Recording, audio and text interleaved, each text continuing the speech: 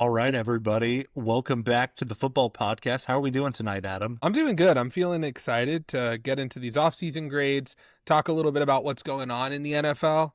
I can feel the season approaching, so I'm excited to talk about it. We still got over 80 days left, but it's Yeah, getting we closer. do have a long time. It is. Yeah, so we're going to be talking a little NFL news and going through our grades of the NFC East and the NFC North.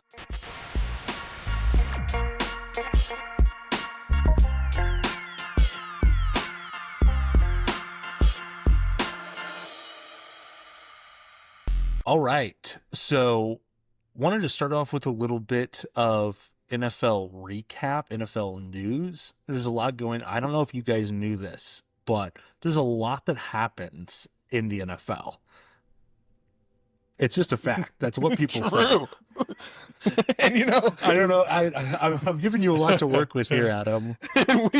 and we're here to give you some of the hot gossip, some of the things that are going on around the league. So I want to start off by talking a little bit about my team, the Cincinnati Bengals, the degenerates of the NFL when it comes to their front office. Just absolute idiots when it comes to getting contracts done in a smooth way. But it looks like there might be some... Are you an idiot if you're just broke? I don't know. I feel like there's more going on than just like a lack of money. Because today, yesterday, a report came out that Trey Hendrickson and the Bengals have resumed talks and conversations about their contracts. And I actually have some cautious optimism related to this report, just because this seems to be playing out exactly like what happened with Jamar Chase and T. Higgins, where they couldn't come to an agreement.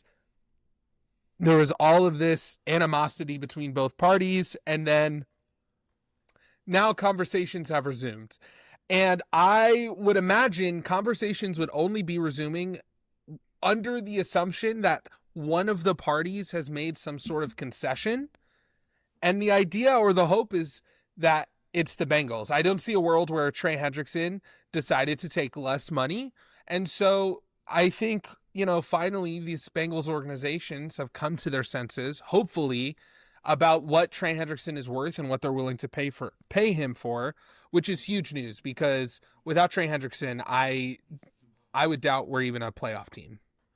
There's a little bit of, I feel like in the short term, yes, you gotta have Trey Hendrickson, or else the season is almost doomed from the start. It would feel like. The problem is that the Bengals, they don't do it for the same reasons whatsoever, and they don't have the same outcomes, meaning that it's worse, but they operate weirdly exactly like how Jerry Jones runs the Cowboys. The problem is that at the end of the day, Jerry Jones at the Dallas Cowboys are the biggest sports franchise in the entire world. So they have the capital to be able to pay their players, whereas the Bengals have to be more stingy, and yet they put themselves in situations where by delaying they overpay. And so to be clear, it's almost like it's too late to go a different direction. At this point, you have to pay Trey Hendrickson. 100%. Well, and the issue is that because of all of these just failures, to be frank, when it comes to these contract situations, you immediately get rid of all the leverage that you have in terms of trade talks. Yeah. And so when you look at a player like Trey Hendrickson, he's worth a certain amount of money, but he's not worth what the Bengals would be willing to trade him for. And so that being a first round pick. And so a lot of these teams were like, well, why, if there's already this animosity, if there's already this question mark related to, are you going to sign him? Are you going to extend him? Then we'll just wait the year. Yeah. Why would we trade for a first round pick now? They're willing to pay him the money he's asking for, but because of that stinginess by the Bengals, they take away all their leverage to get what they could. There's another thing too, where, because the language around, especially like the T. Higgins thing as an extension of the Jamar Chase extension, is sort of the tag and the marketing of it has been, well, we take care of our guys. That's the messaging that the Bengals are putting out.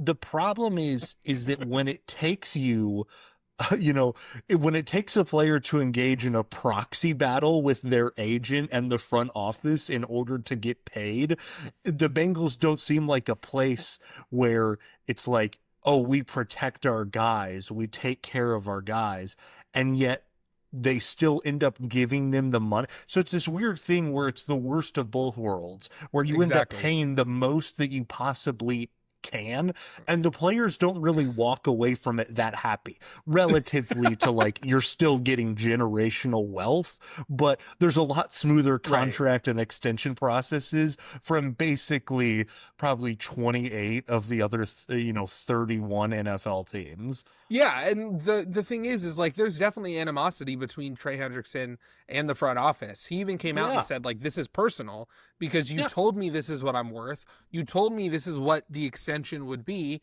and you've completely failed when it comes to delivering on that promise. And so again, it really just comes down to, I don't think that this, if they do eventually get a deal done, that it's going to affect Trey Hendrickson's play. I don't think that's the type of player he is. In my mind, the biggest harm that comes from this is just a lack of flexibility in terms of the management of your assets. And then B, I just don't think a lot of players are going to want to sign with the Bengals. I think it's as simple as that, where it's like, you now have this reputation where you don't put your players first. You don't extend them to friendly contracts. And like, again, there's also the Shamar Stewart of it all. That's completely muddying the waters when it comes to that contract. And so they're just failing on all fronts, even if they sign these players.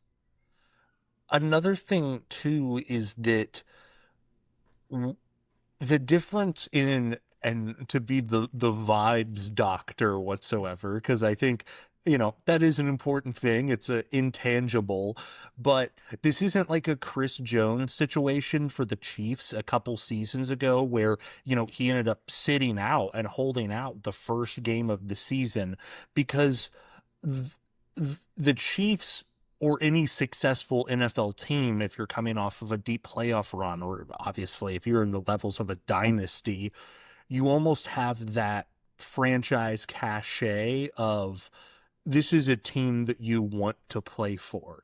The Bengals, I get it, they have Joe Burrow and Jamar Chase, but they've missed the playoffs more than they've made them under Joe Burrow. I get that they made the Super Bowl, and we know at least we think we know what the ceiling of a Joe Burrow-led team is, which is winning a Super Bowl, but you haven't reached that apex yet, which means that as a franchise, you have a lot less cachet of like, look, sign with us, we're going to take you to the promised land. It's more so that the player has the leverage of, if you don't sign me, you have no chance. Especially with Trey Hendrickson, right? Yeah. Like, because even with the Jamar Chase, T. Higgins, specifically the T. Higgins conversations, there's always that, well, you're just the wide receiver number 2.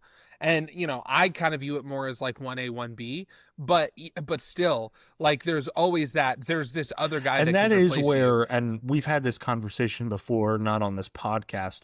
I disagree with you on the T. Higgins situation. I'm on the same page as the Jamar Chase and the Trey Hendrickson. Those are guys you have to pay. I disagree with the paying 2 wide receivers, and obviously T. Higgins didn't get anywhere near Jamar Chase, but you can't pay a wide receiver 1 top dollar and then a wide receiver 2 top dollar for a wide receiver 2. I don't think that, I think in the short term it works, but we're talking about a window here of 2 seasons and one of those has already passed. Sure. Yeah. I mean, we can have that conversation for another day because I do completely disagree with you in terms of the financial situation. But I'll tell you, when it comes to Trey Hendrickson, I just think that you as an organization have to understand that he is your defense, that there are a lot of things that were done in order to elevate your defense in terms of coaching, in terms of the draft picks, in terms of really just all of the changes that were made to that front. All of that completely goes out the window without Trey Hendrickson. And that's what people have to, that's what they have to understand. And that's why they don't have any leverage when it comes to these conversations and these contract Yeah, deals. the last thing I'll say is that it's almost as if, and I'm using this language of without Trey Hendrickson, you have no shot, which is in a sense true, but it's also the level of it almost kills the momentum that you have defensively because you feel like we've brought in Al Golden, we've moved on from Lou Anarumo at the defensive coordinator, and so we have this feeling that the secondary is finally potentially going to be improved. And we've had the Lou Anarumo discussion before, but then you wipe out all that momentum by eradicating the pass rush. Because yes, you can't, even Trey Hendrickson couldn't prevent the Bengals from going 9-8 last season, even though he had a fantastic season. But now the idea is if we get a Trey Hendrickson back again, and we have improvement in the secondary, we're looking at a legitimate threat to win the AFC North and to make a playoff run. And what you have to realize, and this is what I don't think is talked about enough, is that last year the Bengals had a losing record when they scored 33 points. Like, they tied the record for the most amount of losses to when you score that many points. We're not talking about them needing this generational defense. Is Joe Burrow the problem? Exactly. No, it's just like, it's one of those things where it's like, literally they just have to be, if we can get the 15th best defense in the league, we're talking about a 13-win team. That's the number. Really funny when you look at that, that's the number. When you look at the 13 or the season that Joe Burrow had and look at those stats, if you put in a statistically average defense in the NFL, it is a 13-win team. Yeah. It is really awesome how some media members, they pick the guy to hate on and to watch them stick with it. And you can infer the people that I'm talking about when it comes to Joe Burrow. Because some guys get it right. They pick a guy who they don't think is going to pan out and isn't elite, and then they aren't. But then you've got, man, to pretend like Joe Burrow's the issue. Yeah. Well, and also, like, it really threads or comes back to the rookie season and comparing that to, Joe Burrow got hurt. He was a first overall pick. Justin Herbert had this crazy season, and people kind of stuck their claim in the Justin Herbert, I guess, take. And so they were like, Justin Herbert is better than Joe Burrow. And now they're at a situation where it's like, just Joe Burrow's just totally overrated. And it's like, you're just holding on to that rookie season. Well, speaking of AFC North quarterbacks, we're going to shift to a slightly different level of talent, perhaps. Aaron Rodgers is officially a Pittsburgh Steeler. We knew it was happening. We knew it was coming. And I don't even want to get into the entire Aaron Rodgers. Okay, I will get into one thing. I do think him coming back, being married, is such an Aaron Rodgers move because and I'm not saying this is why he got married. I'm sure he found a lovely woman to get married to. We have no clue who she is. It feels like the perfect defense mechanism for, like, Aaron, why did you wait so long? Why? He was like, I'm getting married. Wow, the media doesn't care about my love life, apparently. It's like, well, you probably shouldn't have held out this long, but now he's back, and apparently the vibes are high in Pittsburgh.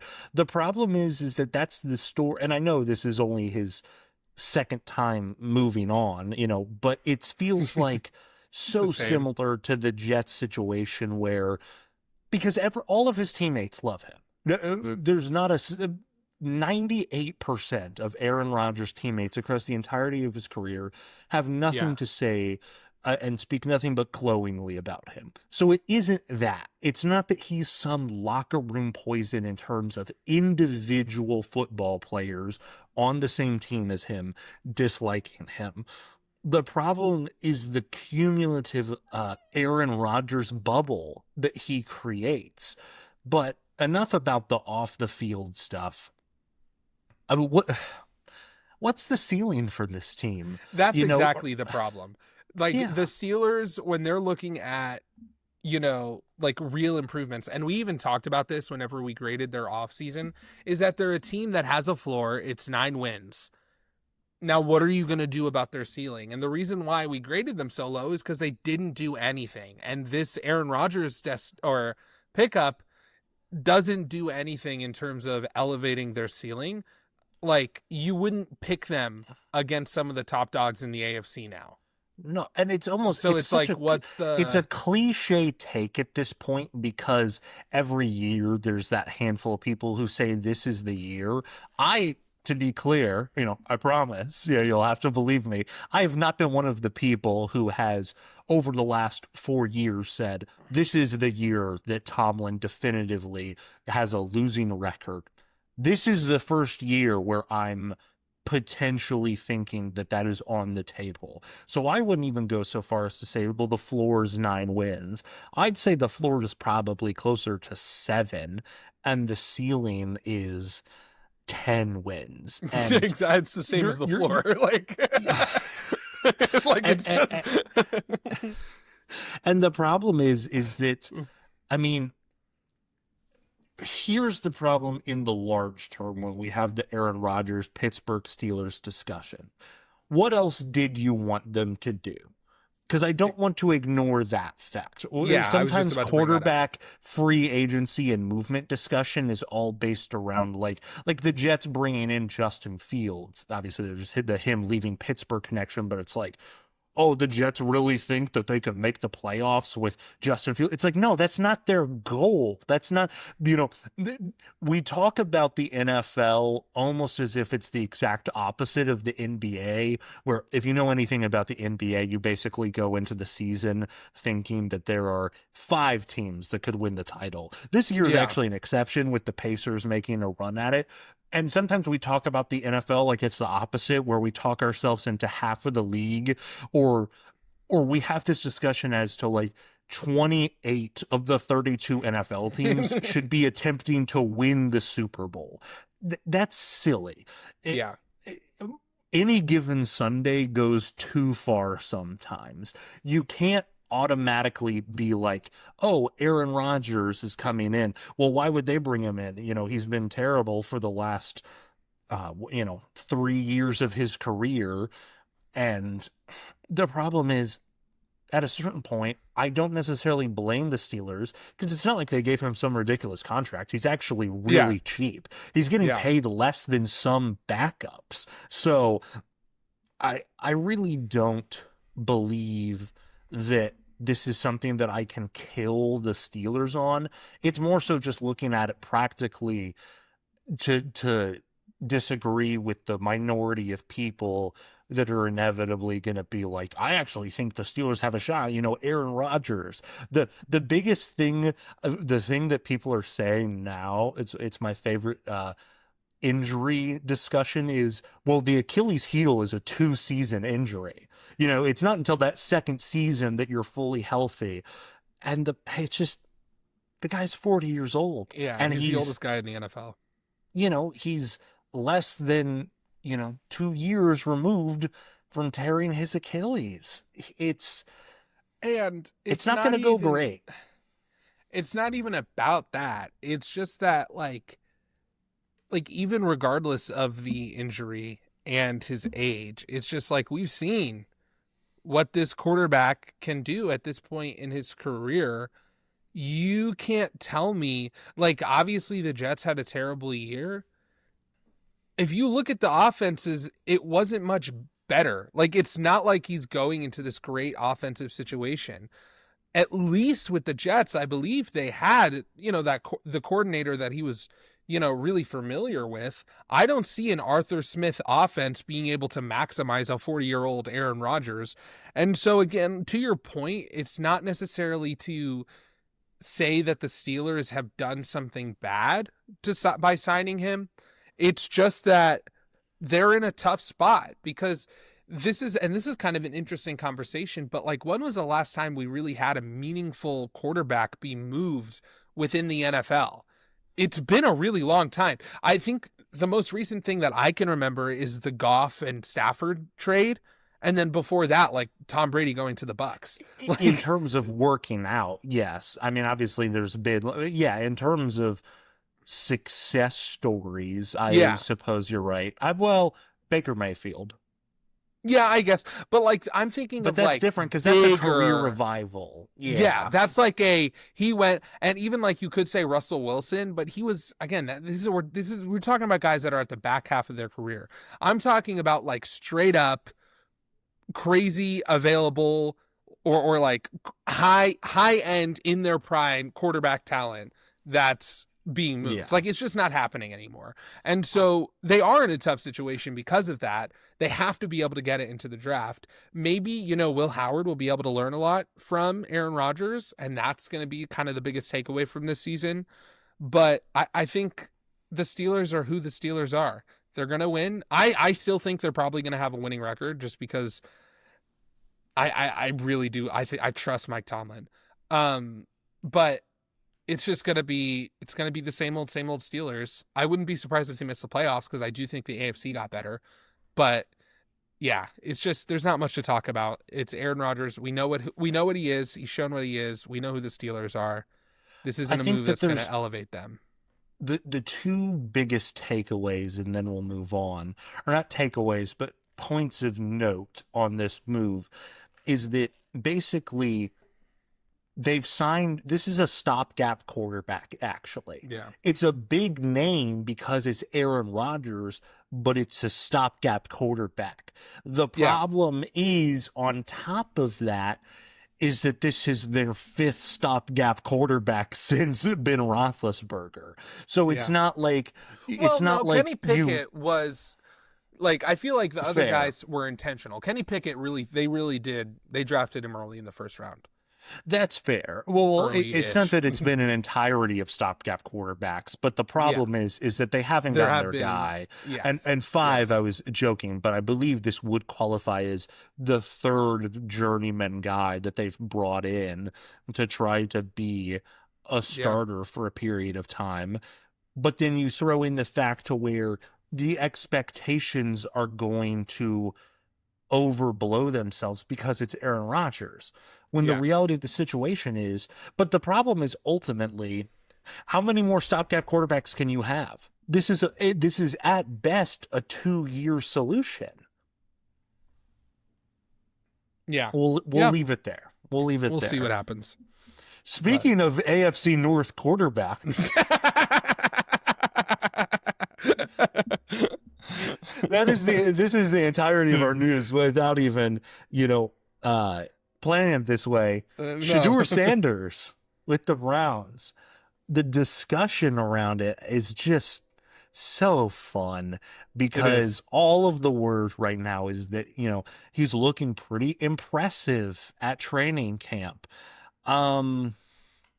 Because of the accuracy. And here's what people are saying. And I've heard multiple clips of media members talking about this where, he was accurate in college, and clearly we see that this could translate to the NFL.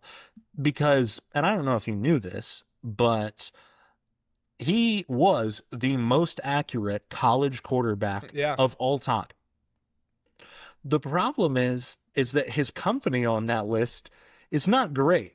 Because immediately preceding him is Colt Brennan, Colt McCoy, double Colts, Kellen Moore, Graham Harrell, Grayson McCall. I mean, you could keep going until you hit, I believe, 12th overall in all-time college quarterback accuracy is Joe Burrow. And he sticks out like a sore thumb on that list of top 20 guys. So when we're talking about this situation, accuracy is one of those traits where it's almost like, as long as you aren't inaccurate, I don't really necessarily care what the ceiling of accuracy is. Because as long as you're in that like 60 to 65% range, I'm fine. I'm not drafting some guy who had a 72% college accuracy because he had that accuracy, and then imagining that he's going to suddenly turn into some NFL star, because guess what? That's literally never happened. Yeah. Yeah. And again, like to your point, it makes sense that he'd be having a good training camp if he, is accurate with the football, because because you're playing that's kind of like like third string guys. Well, and also like, have they even put pads on? Like they're not. I don't know. It's not like full I don't contact. know what the Brown. Everyone does it a little differently. I don't know off the top of my head whether the Browns. I don't were think in they're doing pads full or not. contact yet. But like the point of that is to say, like, if you're a quarterback who's essentially playing like flag football, like accuracy is probably the most important thing when you don't really have a real pass rush. Like that makes a lot of sense. Maybe And Shedeur also, Sanders needs to go to the 28 Olympics. Maybe he needs to be America's flag be the football move? quarterback. Because, he's the most accurate. He's not getting hit. Why not? Yeah, there you go. But yeah, I don't know. I just think that we said this when we talked about the Browns. I think that you hear all these extremes related to Shedeur Sanders about his ceiling and about his floor, and I expect him to be right in the middle. That's kind of where I'm at with him. I think that he's going to be a fine quarterback in the NFL. Just on a completely random tangent off of the Olympics, I can already imagine some of the discourse around the Olympics adding flag football, and I can already imagine some of the NFL players who are going to play for our flag football team, and 15 years, 16 years down the line, you're going to have people, when they're talking about the legacy of players, being like, he won a gold medal in flag football for his, and it's, I mean, they do that in basketball. That's a big deal when it comes to the Basketball Hall of Fame. But guess what? You're actually playing the sport of basketball. That's a good point. so that's my point, is I fear not everyone's going to do it, because not everyone's going to be this dumb, but there are going to be some people who argue in bad faith 20 years down the line being like, gold medalist Shedeur Sanders, did he really get a fair chance in the NFL? Like, dude, what are we talking about? That whole conversation, I don't even know the guy's name, but just like that one guy who he kind of just got famous for, like, basically saying, like, I'm it's glad not, we don't know his name. Yeah, he's like, oh, it's not fair. Like, we set the standard and we brought flag football into the national media. It's like, no, like, the only reason it's getting the time of day is because of this ridiculous thing that you're saying, that you should, over like Lamar Jackson or Kyler Murray or Jaden Daniels, be the quarterback of the flag football I can team. confidently say that Lamar Jackson has never played if he's never played a game of flag football in his life, will be better than you, pal. He's going to be better than everybody. He would be so good at flag football. But see, that's what I'm saying. I'm a Lamar Jackson fan, but if he is our quarterback, we don't know when it's going to be, and it will be somewhat fun to watch, but there will be like Lamar apologists 15 years from now, be like, two-time gold medalist flag football quarterback. Did Patrick Lamar Mahomes Jackson win a gold medal? That's the thing too. Is Mahomes already came out and was like, "Yeah, I'm not going to be playing flag football." And there's going to be some guys down the line be like, "Didn't have it in him. Didn't want to represent his country." He didn't have it in him. Does Patrick Mahomes hate the United States of America? Dude, that's going to be the title of this video.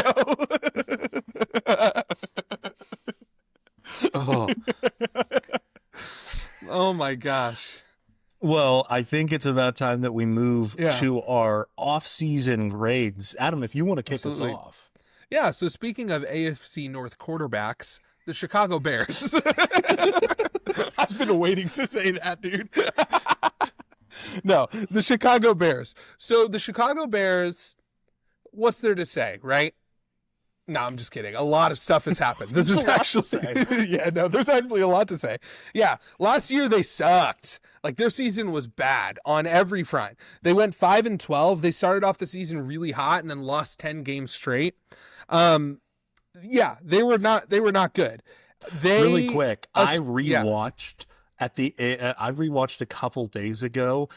Unintentionally, it popped up on my feed. The ending of that Thanksgiving Day game where they had 20 seconds left and just Caleb Williams sat in the backfield for 15 seconds, just completely frozen. And I forgot. It was a boiling over point. It was bad. Yeah, Eberflus got fired after that game, I think. I think that was the game, right? Where he didn't call the timeout. But anyway, I can't remember. He might have lasted one more week. It would have been, maybe. I don't know. It might have been earlier too. Either way, though, last year was not good offensively. They were 28th in the NFL for points per game. Caleb Williams had a really, it was just a mixed bag when it came to the season that he had. His numbers weren't terrible. He had 3,500 passing yards, 20 touchdowns, 6 interceptions. But when you watch the film, I think the thing that's most concerning about Caleb Williams is that he didn't provide what you would expect in terms of what his strength was and why he was such this generational prospect within college football. When you think of Caleb Williams, you think of the arm talent, right? The ability to, somewhat that mobility, but the ability to make something out of nothing and, distort his body in ways that, we've never really seen. I think Patrick Mahomes obviously has kind of set the standard for just being able to sling it from wherever. But Caleb Williams had a lot of those traits. And last year, he just didn't really show that ability. But the biggest thing that I want to talk about when it comes to their season last year was that we have to understand last year was not Caleb Williams' rookie season. This year is Caleb Williams' real rookie season. Last year, they had 3 offensive coordinators and all of them were terrible. He had no stability, no scheme. There was no maximization of his play. There was a terrible offensive line protecting him.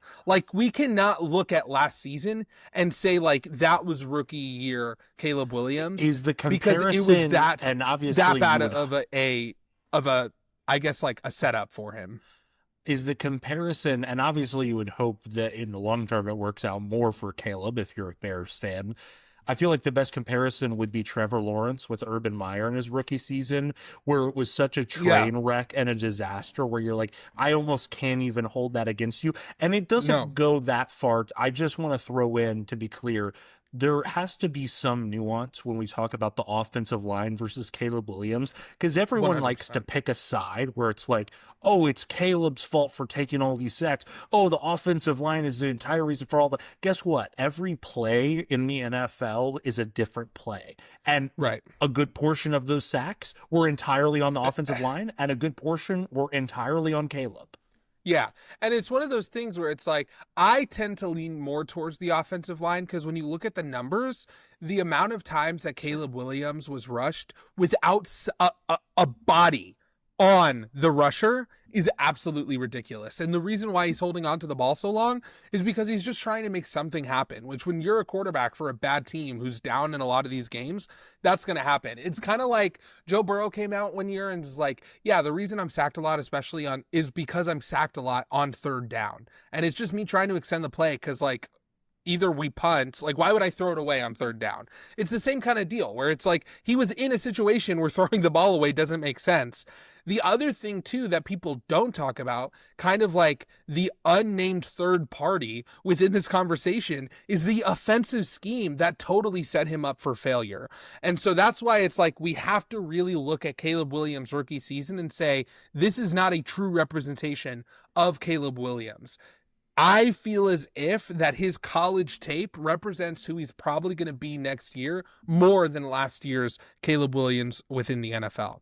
When we're looking at their biggest needs, obviously the number one is the offensive line. According to PFF, they were the 24th ranked offensive line. They allowed the most amount of sacks, even after removing sacks credited with Williams. They got somewhere in the, it was in the 60s when you just total, but when you look at the advanced metric, put some context into it and take out the sacks where it wasn't the quarterback's fault, the O-line still led the league, had the most sacks.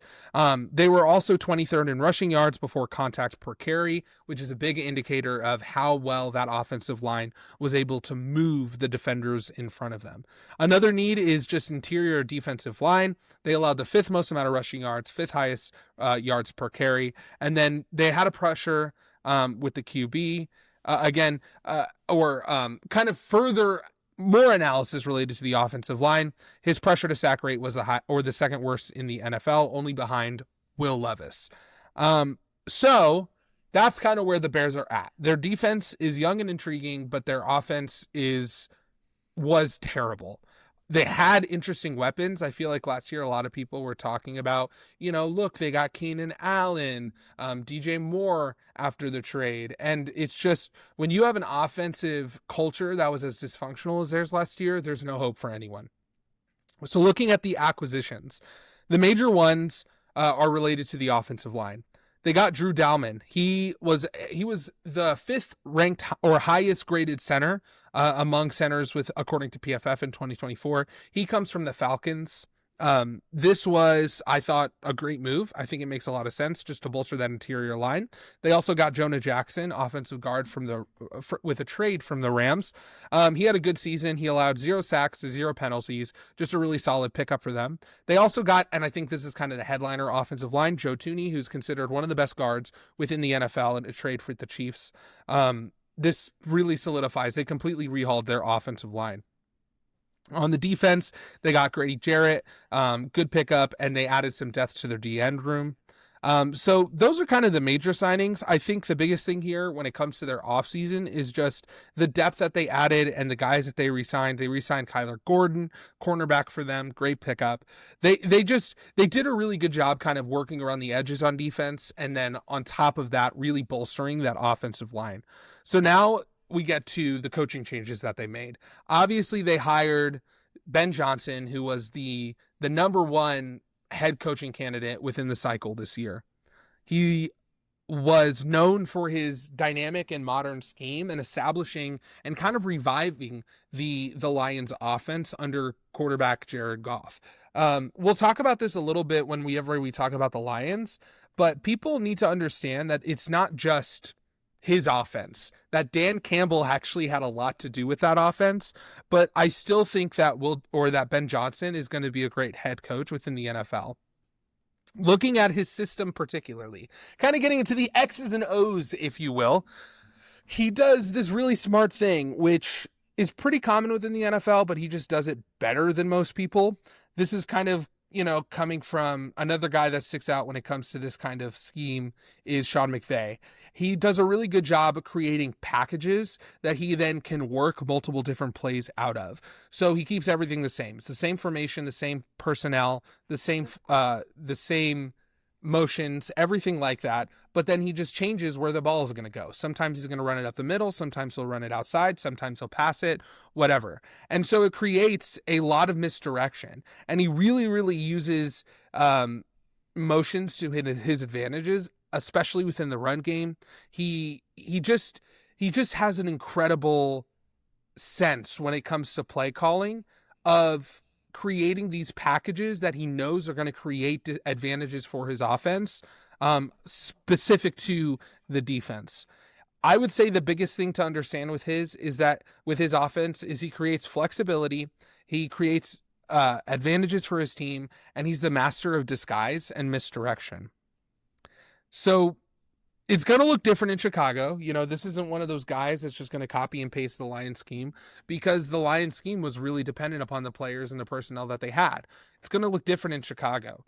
But I'm excited. I think that he's one of the brightest offensive minds within the NFL. And I think that in terms of scheme, there's no question marks related to whether or not he's going to be able to figure out the scheme that best elevates Caleb Williams. So yeah, I think it's a solid pickup. Jonathan, do you have any contrary opinions? Do you think that he's just kind of the guy like the rest of the NFL I think that made him to be? With the Ben Johnson discourse, it's hard because I know he's a brilliant offensive mind. I have no doubt of that. But the difference between being the head coach of a team and the offensive coordinator of a team cannot be overstated. And Yeah. so I think that there's so many other things. I have no doubt that the Chicago Bears offense will improve. It almost kind of has to, even without Yeah. the Ben Johnson pickup.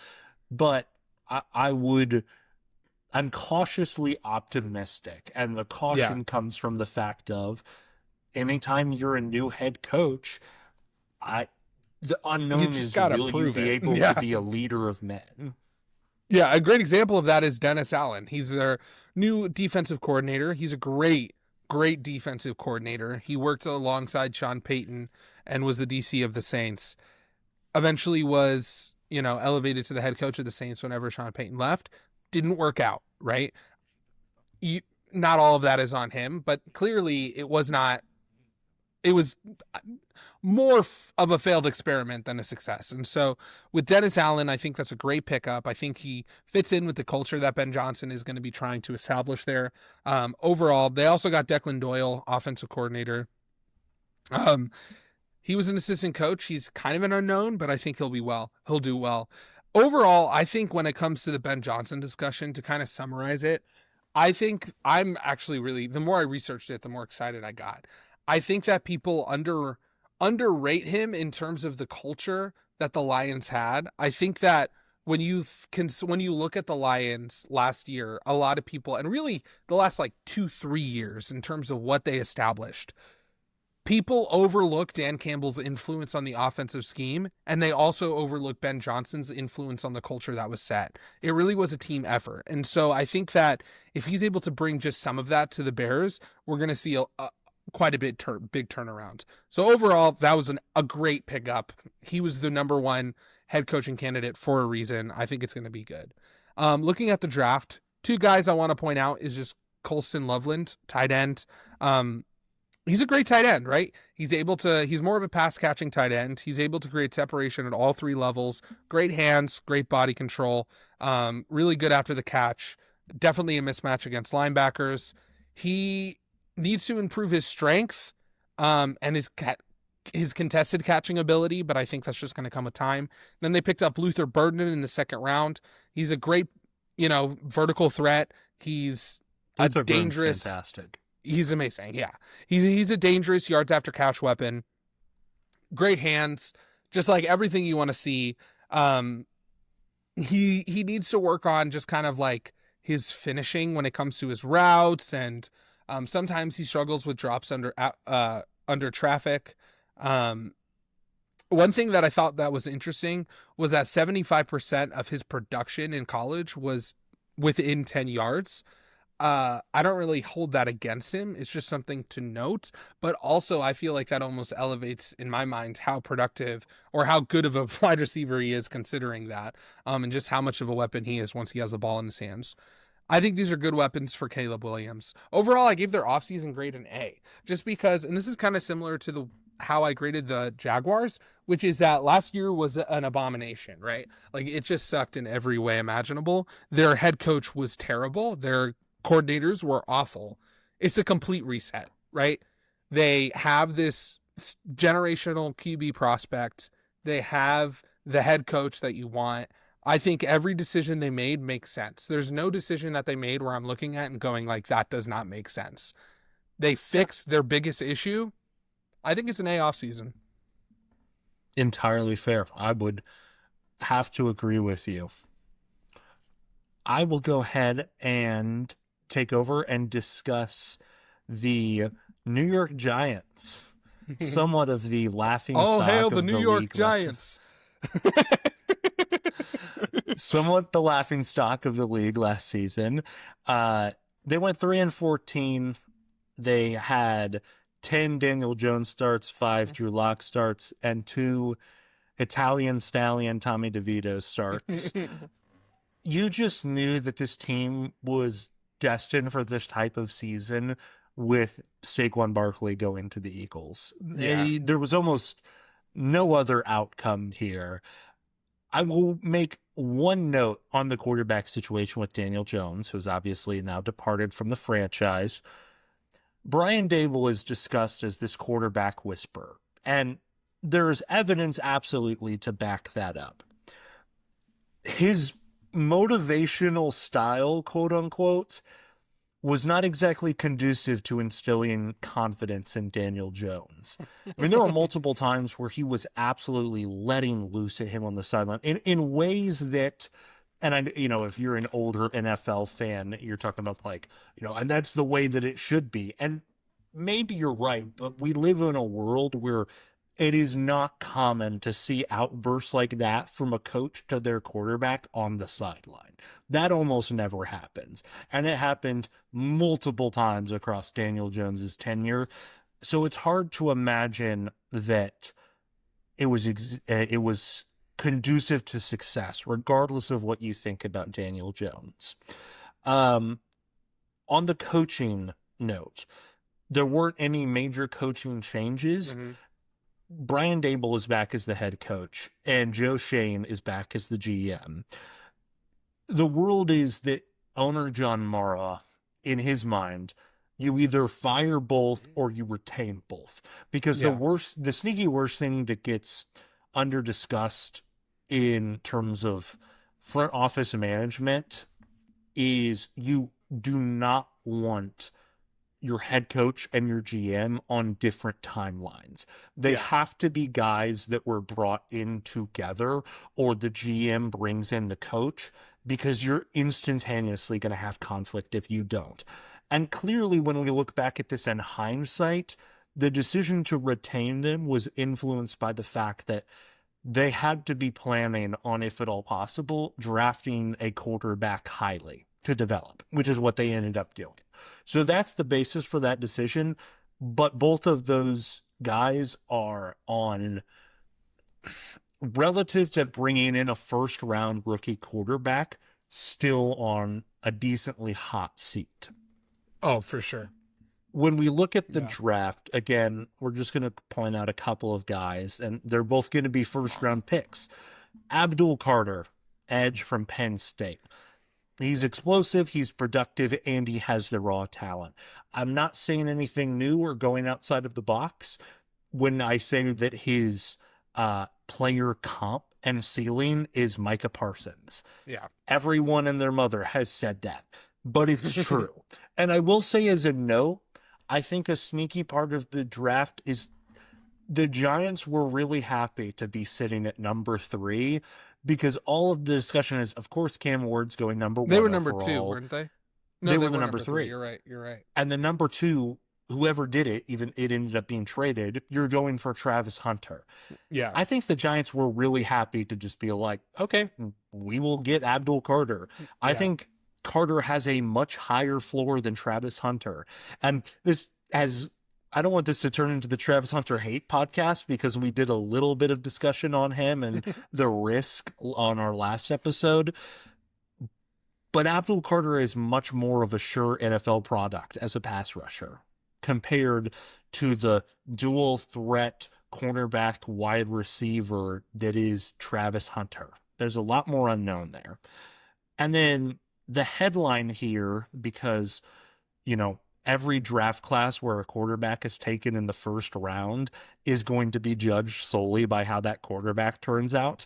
So it's Jackson Dart. They trade up back into the first round. They don't actually give up that much. They give up their second pick and a couple of thirds. So they really don't give up that much to be able to move back into the first round. Jackson Dart is accurate, escapable, and he runs the RPO well. Does it sound familiar to quarterbacks that Brian Daboll likes? Josh Allen, Daniel Jones. Clearly, he has a type when it comes to picking a quarterback. And obviously, we've seen the high and the low of that with the Josh Allens and the Daniel Jones. So he should not start this season. No, the problem is that with Daboll being on a hot seat, there's a chance where, if they're 3-7 going into, I don't know when their bye week is, I would imagine by that point, week 12, Brian Dable's Do sitting there they- going right. like, I probably need to throw my rookie quarterback out here or I'm going to get fired. Which I wonder what the bright line is for the ownership. Like, what are they expecting the win total to be at the end of the season for them And that's, to be I'm happy sure with it? it's pure speculation on our part. We'll never know unless, Jackson Dart's a Hall of Famer 20 years from now and a book gets written on it. We're never Yeah. going to know what those conversations were, but I'm sure that there's a number or a range that John Mara has in his mind and Joe Shane has it in his mind. And at the bottom of that chain, Brian Dable has in his mind where it's like, I need to be here in order for me to comfortably not have started Jackson Dart and still be retained going into the next season. So when it comes to that, I hope for Jackson Dart's sake that the Giants have at least a mediocre season. Yeah. In terms of free agency, gains and losses, one of the big headlines of this is the screw it. Some combination of these quarterbacks can win us 7 games. So Russell Wilson and Jameis Winston coming in, and Russell Wilson is almost certainly going to be the week 1 starter. Jameis Winston, one of my favorite NFL players of all He's time. amazing. He's so awesome. God love him. He, he might come in at some point. And so the hope here is that this is a stopgap quarterback for your first round draft pick to learn under, which could not be 2 more different personalities for Jackson Dart to be in that quarterback room with. Russell Wilson, on the one hand, is, I don't want to put words in his mouth, but I believe that he's all but said this. Someone who's like, God has put me on this earth to play football and be a winner. Yeah. And Jameis Winston is just a dude. And so, I mean, this maybe is that's a a fun good thing. game. Yeah. Yeah. I really have fun out here. I'm enjoying this. We need to do a segment where we react to like the top 5 Jameis Winston moments.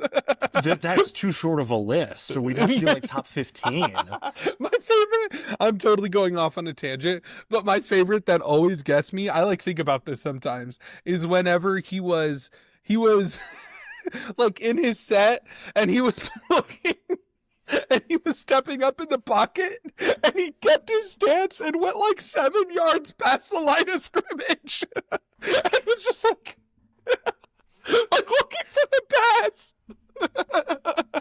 My It's personal so favorite good. is when he got a suspended for stealing crab legs from a Publix at Florida State. Jameis Winston is awesome. We could have a Jameis awesome. Winston episode.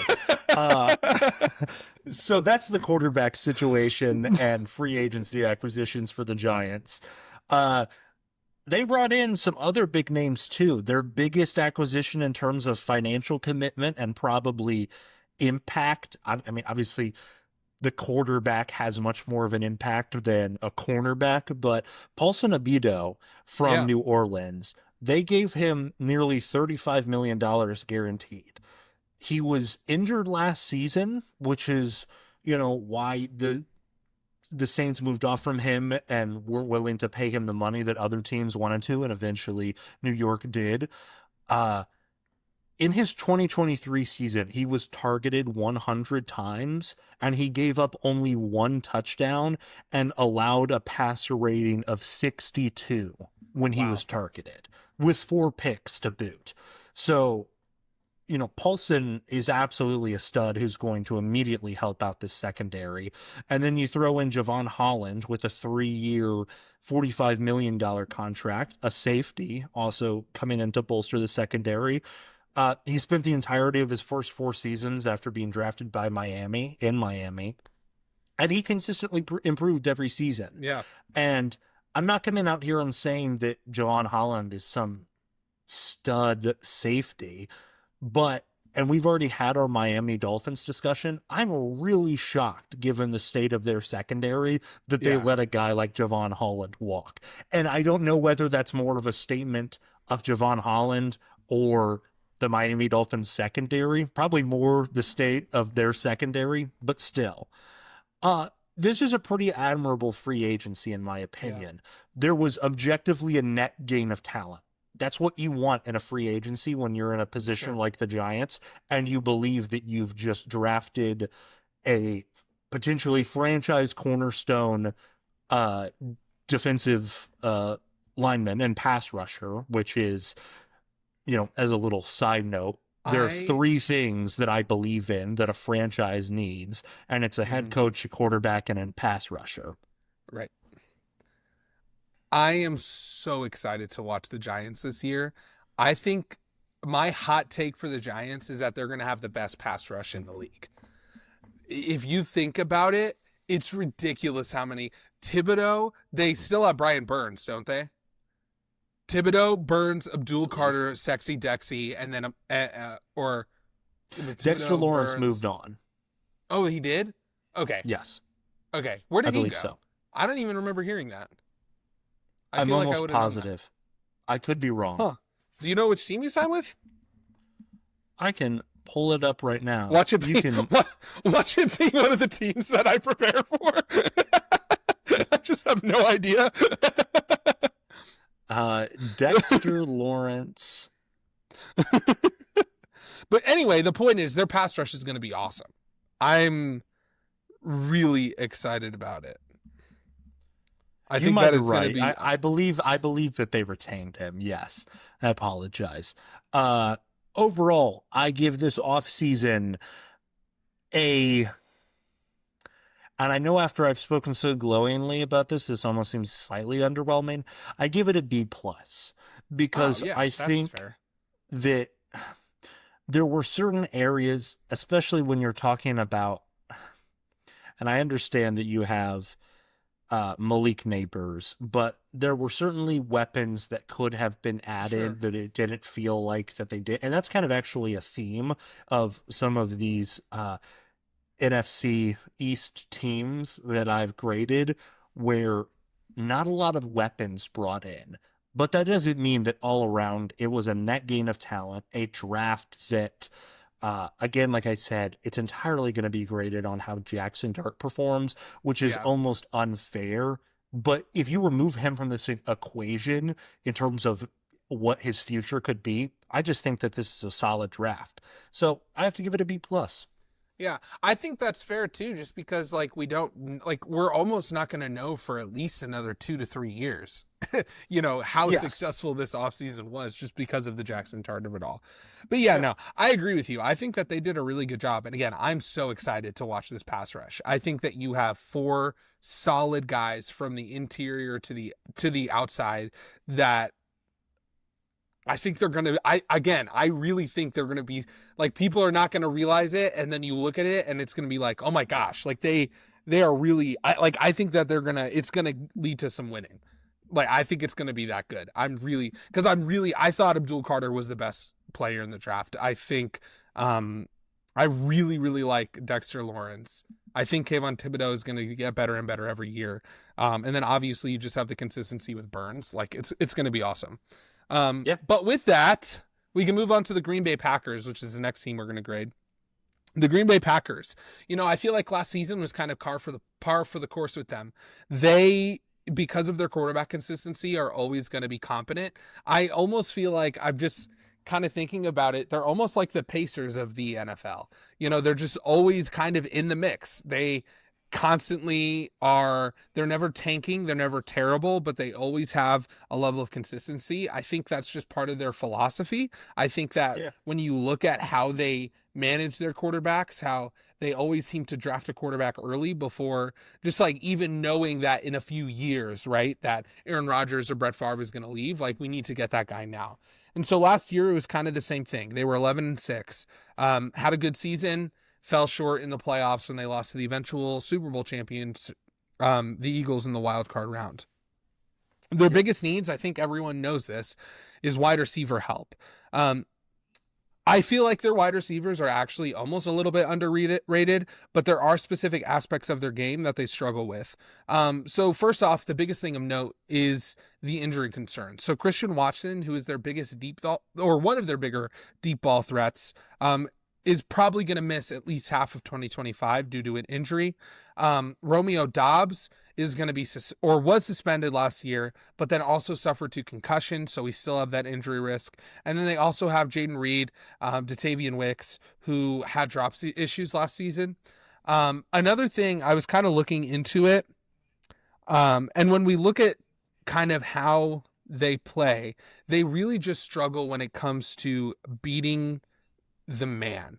So when we look at Jordan Love, because I think this kind of indicates a little bit of how their wide receiver group is. Last year, when it comes to EPA per dropback, against man, he was the against zone, he was the 4th ranked quarterback in EPA per dropback. But against zone, but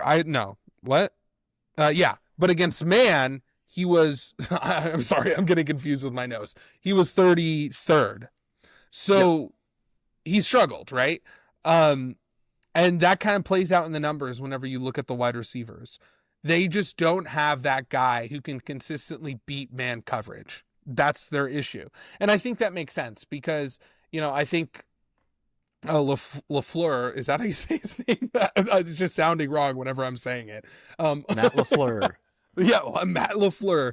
He's a great offensive-minded coach, and I think that it makes sense that his passing, his route trees and just his offensive playbook would be good against the run, or against zone, excuse me. But in terms of man coverage, you just got to beat a guy. It's a one-on-one, you got to beat the corner, and they just weren't able to do that at a consistent clip. They need help with cornerback.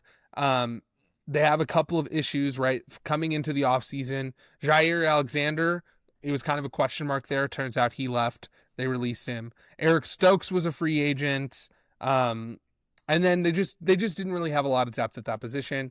Edge rusher was another kind of issue where they just didn't really have a solid piece that can consistently create pressure. Same with the interior defensive line. Their best run stopper, TJ Slayton, was a free agent. He eventually signed with the Bengals. And then the offensive line, just again, lots of free agents, lots of holes to fill. So looking at that, we can kind of look at their acquisitions. So they picked up McCole Hardman. Nice. That wasn't really I don't think the free agency was really their plan when it comes to addressing the wide receiver issue. They picked up Nate Hobbs from the Raiders. I think this was a great pickup. He did okay in 2024. He had allowed 42% catch rate, and was the 5th best in NFL among corners with 7+ starts, according to PFF. So did really well. He had 3 career interceptions. He has some injury concerns, but overall pretty good pickup. They picked up Aaron Banks from the 49ers. He was, I think, a great move. I think the plan is for him to play left guard, and then their previous left guard is going to move to center because they lost their center.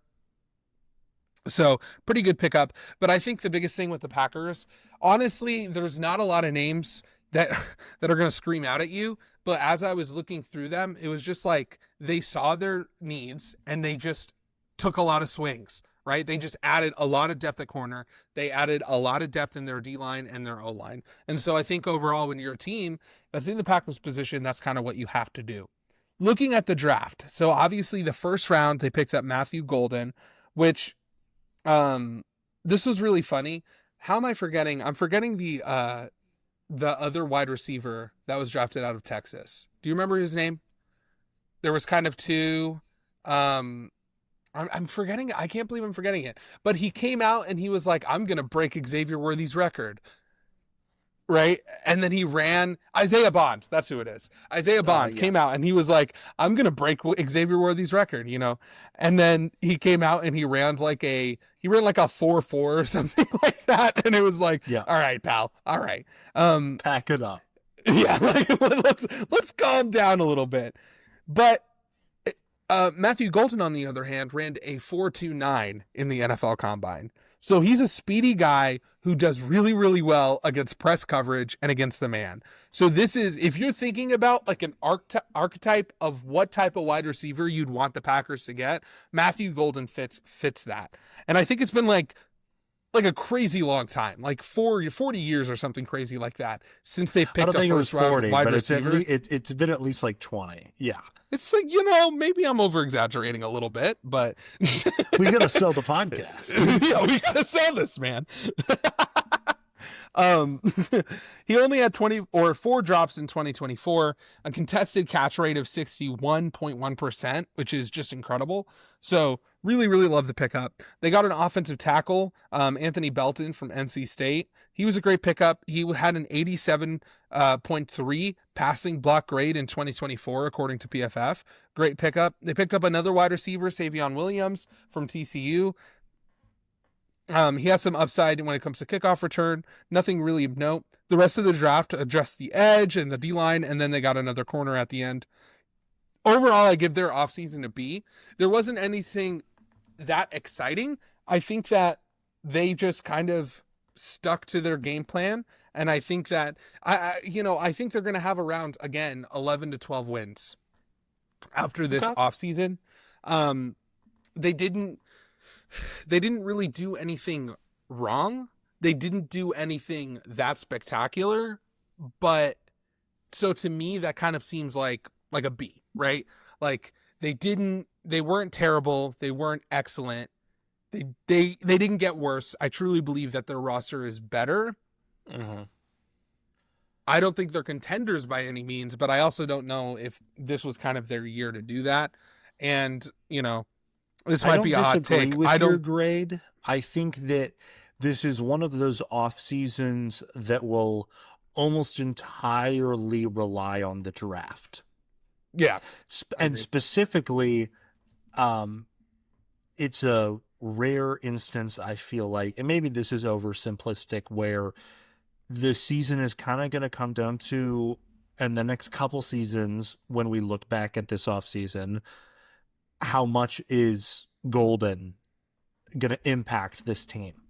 Because you need that weaponry. I think that you were, in my opinion, a little bit generous about the state of the Green Bay Packers wide receivers. I would not call them underrated. I think they're not really discussed that much because there's no real names worth discussing. So I think in a sense they're perfectly rated. They all do the same thing. That's the issue. Yes, there are guys that are more talented than others, but there's not a diversity of skill sets, at least as much as you would see in most competent wide receiver rooms, where, we've got our deep ball threat, our slot, like it feels like these guys are an amalgamation of just, hey, I play the wide receiver position for the Green Bay Packers. So I would probably go more something like a B-, but I get your point where I think some people could look at the Packers offseason too negatively, and I wouldn't do that. Yeah. I think when it comes to their wide receiver room, the reason I said it's underrated is because I think that people just make such a big issue of it, where it's like, I don't see them getting even if Jamar Chase or Justin Jefferson was on that team, I don't think that adds that many wins, to be honest with you. How much of that is a subconscious, indictment on Jordan Love? It's not subconscious. It is totally conscious. Like, that's just kind of how I feel, where it's like, I really do. I'm not the biggest, I just don't. Yeah. Like I'm trying not to be mean about it. I just don't think that Jordan Love is as good as a lot of people say. Like, you can be mean, man. We're NFL podcasters. We could just say stuff. That's true. I just don't necessarily think Jordan Love is like a top 10 quarterback. And so when I look at kind of where they went, I think that's more in spite of his play than because of his play. And so I give a lot of credit to the wide receivers. I'm of the opinion where 3 years from now, I feel like a lot of the Jordan Love defense and discourse is going to be heavily propped up by his first season starting, having that fun underdog shellacking of the Cowboys. I think Literally, that's it. That's holding and I know we're only one season removed from that, or two, depending on how you look at it, but that can only hold weight for so long, especially when you weren't a rookie. It was like your fifth year. Yeah. And like, especially, and I think part of it is I've specifically, the conversation that I've had a lot is the Baker Mayfield versus Jordan Love conversation. And It's not even I feel close like for me. it's not even close. I think that it's different tiers. And so for me to have that conversation, inherently, I'm like, okay, listen to this, for example. Last year, he had 3,300 passing yards, 25 touchdowns, 11 interception, and a 69.3 QBR. Yeah, it's not good. That is It's not that bad. No, but it's not moving. It doesn't move. That's a good word. That's a good word. I was not moved by Jordan Love's 2024 performance.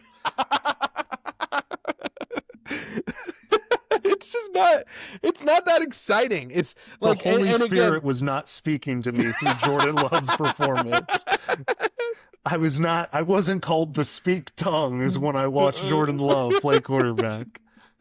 No, like it's just, and so like, again, maybe it really is that I'm just like overcompensating because of the personal conversations that I've had and the comparisons that I've seen be made. But yeah, anyway, I digress. I give them a B overall. All right.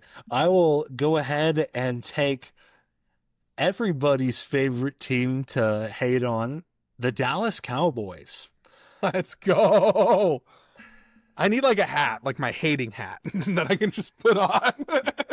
I am in the very small minority of NFL fans where, to be clear, I'm not a Cowboys fan. I have no affiliation or real reason for affinity for the Cowboys beyond just almost being forced to somewhat room for them because of how hated and despised they are when they haven't made a, like, is there an example of any other team in sporting history that has been, by playoff standards, the worst team in their side of the sport that is hated that much? I mean, it's crazy, and I know why. Like, I'm not oblivious. I know I'm young. I'm not oblivious, but still, they went 7-10 last season. And like I said, I feel like I'm in a Twilight Zone discussion when it comes to the Cowboys because they are a gimmicky franchise because of Jerry Jones. And to be clear, this isn't a Jerry Jones defense whatsoever.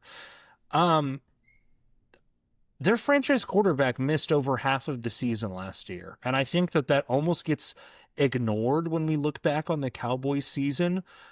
Dak is 1 year removed from being the runner-up MVP with 38 combined touchdowns and almost 4,800 combined yards. I'm not saying that he's sneakily going to be a playoff riser at any point in his career, but I feel like the discourse on the Cowboys being this team where it's like, could the Cowboys be last in the NFC East? That just seems ridiculous to me, and I don't get that whatsoever. To act like Dak Prescott is a below average quarterback is really insane to me, but I digress. Coaching changes. Big one. Finally, they move on from Mike McCarthy and they elevate Brian Schottenheimer. I have affinity for the Schottenheimer family just because the patriarch Marty Schottenheimer was the head coach of the Chiefs for a decade. So I like the Schottenheimer family, but so much of the discourse, once again, to use the turn of phrase, was muddied because, the pick wasn't sexy. I don't care. Like, guess what? Would it have been more fun if Jerry Jones hired Deion Sanders? Sure. Okay. If that's what is your marker for NFL entertainment at least I don't want to speak for Adam necessarily. This podcast isn't for you. No offense. Yeah. Like, that's not something that I'm, buying into. No. Matt Eberflus is in at defensive coordinator after the failed stint in Chicago. And once again, when we have the coordinators who have been head coaches or vice versa discussion, I feel like we talk about them like Matt Eberflus, he just failed in Chicago. It's like, guess what? It's a lot easier being the coordinator than it is to be and there's head a coach. reason why he was the head coach. It's because he was a good coordinator. Yes. So I'm pro Matt Eberflus, and I get it. The Cowboys defense has had such success where it's not like Matt Eberflus is coming in to turn it around. He's expected to maintain, but I don't think he's going to do a poor job of maintaining, especially with how much talent the Cowboys have on the defensive side of the ball. And then what's much more interesting and will have less of an impact just because Schottenheimer's going to be focusing on the offensive side of the ball, but he hires Clayton Adams as the offensive coordinator, who's a 42-year-old getting his first ever chance in such a position. So this is one of those, for Adams, a resume move where he's not going to be someone who's getting full reins, or I don't even think play calling decisions as an offensive coordinator, but happy for him. It's a great move forward. You're the offensive coordinator for the Dallas Cowboys. So, friend of the show, Clayton Adams, we're proud of you. Couple draft highlights. Tyler Booker, guard out of Bama. Dallas was apparently, all the rumors were, which when you're dealing with the Cowboys, I have no clue what rumors to believe, but it seems pretty credible that they were looking at a wide receiver. But as soon as Carolina, the Panthers, snagged McMillan, they shifted and they wanted to take Booker. And Booker's one of those guys to where he's ready to step in right away. There's a decent chance that he is starting by week 1, and if not, starting by week 5. And I trust the Dallas Cowboys as a franchise to develop an offensive lineman. They've earned that credibility for me. That was an underrated first-round pick. Yeah. It really was. I mean, he's a great player. Yeah. And then I want to make sure I get this name right. Donovan Ezruaku. Great name. Nice. Edge out of Boston College. You can't have too much pass rush in today's NFL. And that's what we've got here with the Cowboys once again. You were talking about how the Giants might have the best pass rush. The Cowboys are going to be in contention as well. He led the ACC with 16.5 sacks, and he led the country in quarterback pressures with 62. For reference, Abdul Carter was second with 54. So the guy's a beast. I mean, there's an argument to be made almost certainly that he's going to be the second best edge prospect and out of this draft after Abdul Carter. So quality draft, in my opinion. And then we look to free agency. Sneakily underrated free agency because I think so much of the discourse is poisoned by the Micah Parsons situation. Osa... once again, Osa Odigizua.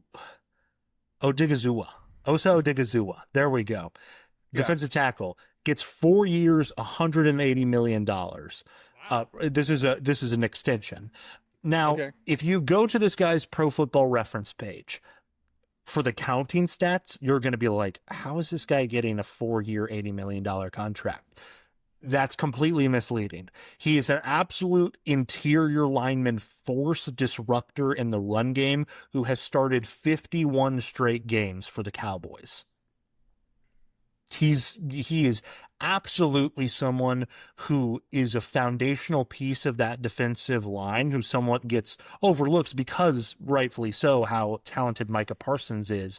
But re-signing Osa is a fantastic move. And then you snag Khalil Elam from the Bills, the cornerback.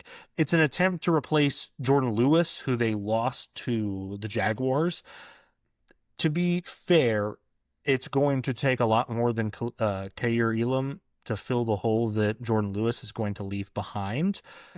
And they also lose DeMarcus Lawrence and Brandon Cooks. That's who I was thinking of. I was thinking of DeMarcus Lawrence, who's instead lost. of Sexy Dexy? Not Sexy Dexy. They would never move on from Sexy Dexy. I was going to say, like, there's no way they would let him walk. Yeah. So DeMarcus Lawrence and Brandon Cooks gone. It is a mixed bag of free agency for sure. But I also think, especially if, and again, the discourse is going to be terrible because it's going to take way too long and Jerry Jones will have to somewhat overpay for Micah Parsons. But at the end of the day, they retained guys that they needed to. And with any offseason or free agency, when you don't have the most amount of cap space, they had to let some guys go. And that's fine. At the end of the day, I give this Cowboys offseason a B. It is a quality passing grade for the Cowboys. At least they did something. Remember, like 2 years ago? Yeah. Where, like, and I they also literally think... did nothing. Like, they did something.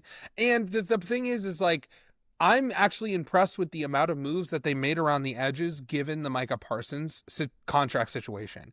Because, like, that just totally, like, if you're trying to figure out the numbers, the problem is to play devil's advocate. The devil's advocate that I will play, because I've been somewhat defending the Cowboys, is, it's the obstacle that they're having to work around. It's an obstacle of their own creation, to be clear, in the same way that we talk about with the Trey Bengals and all of their contract signings. But you're right. And it is a bit different of a situation with Trey Hendrickson. And so, given the state of expectations and where people thought that they were going to be and people sort of ramping up to laugh at the Cowboys, that was not the case this offseason whatsoever. Yeah.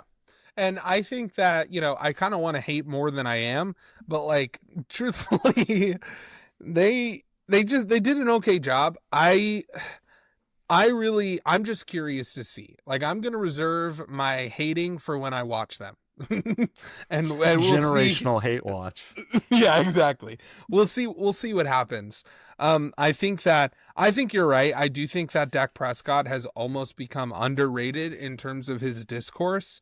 I will say he wasn't having the best season even before the injury. No, but to be clear, I was fudging it a bit, but the important thing is that he is one season removed from being someone who had he had a great season. Like, I feel he was objectively, like, he was the runner-up. It wasn't like, because I feel like sometimes you can kind of look at these conversations, especially when you're looking at, like, I guess you could say, like, comparisons between players, and you can be like, well, look, they were third or second in MVP voting or in this voting, where that was one of those things where it's like, I believe that year he lost to, would that have been Lamar Jackson? Yeah, that was Lamar. Where he could have won any, like, if he would have had that season, the year that the second Patrick Mahomes MVP year, he would have won, right? Like, that was a year where it was like, what do we do?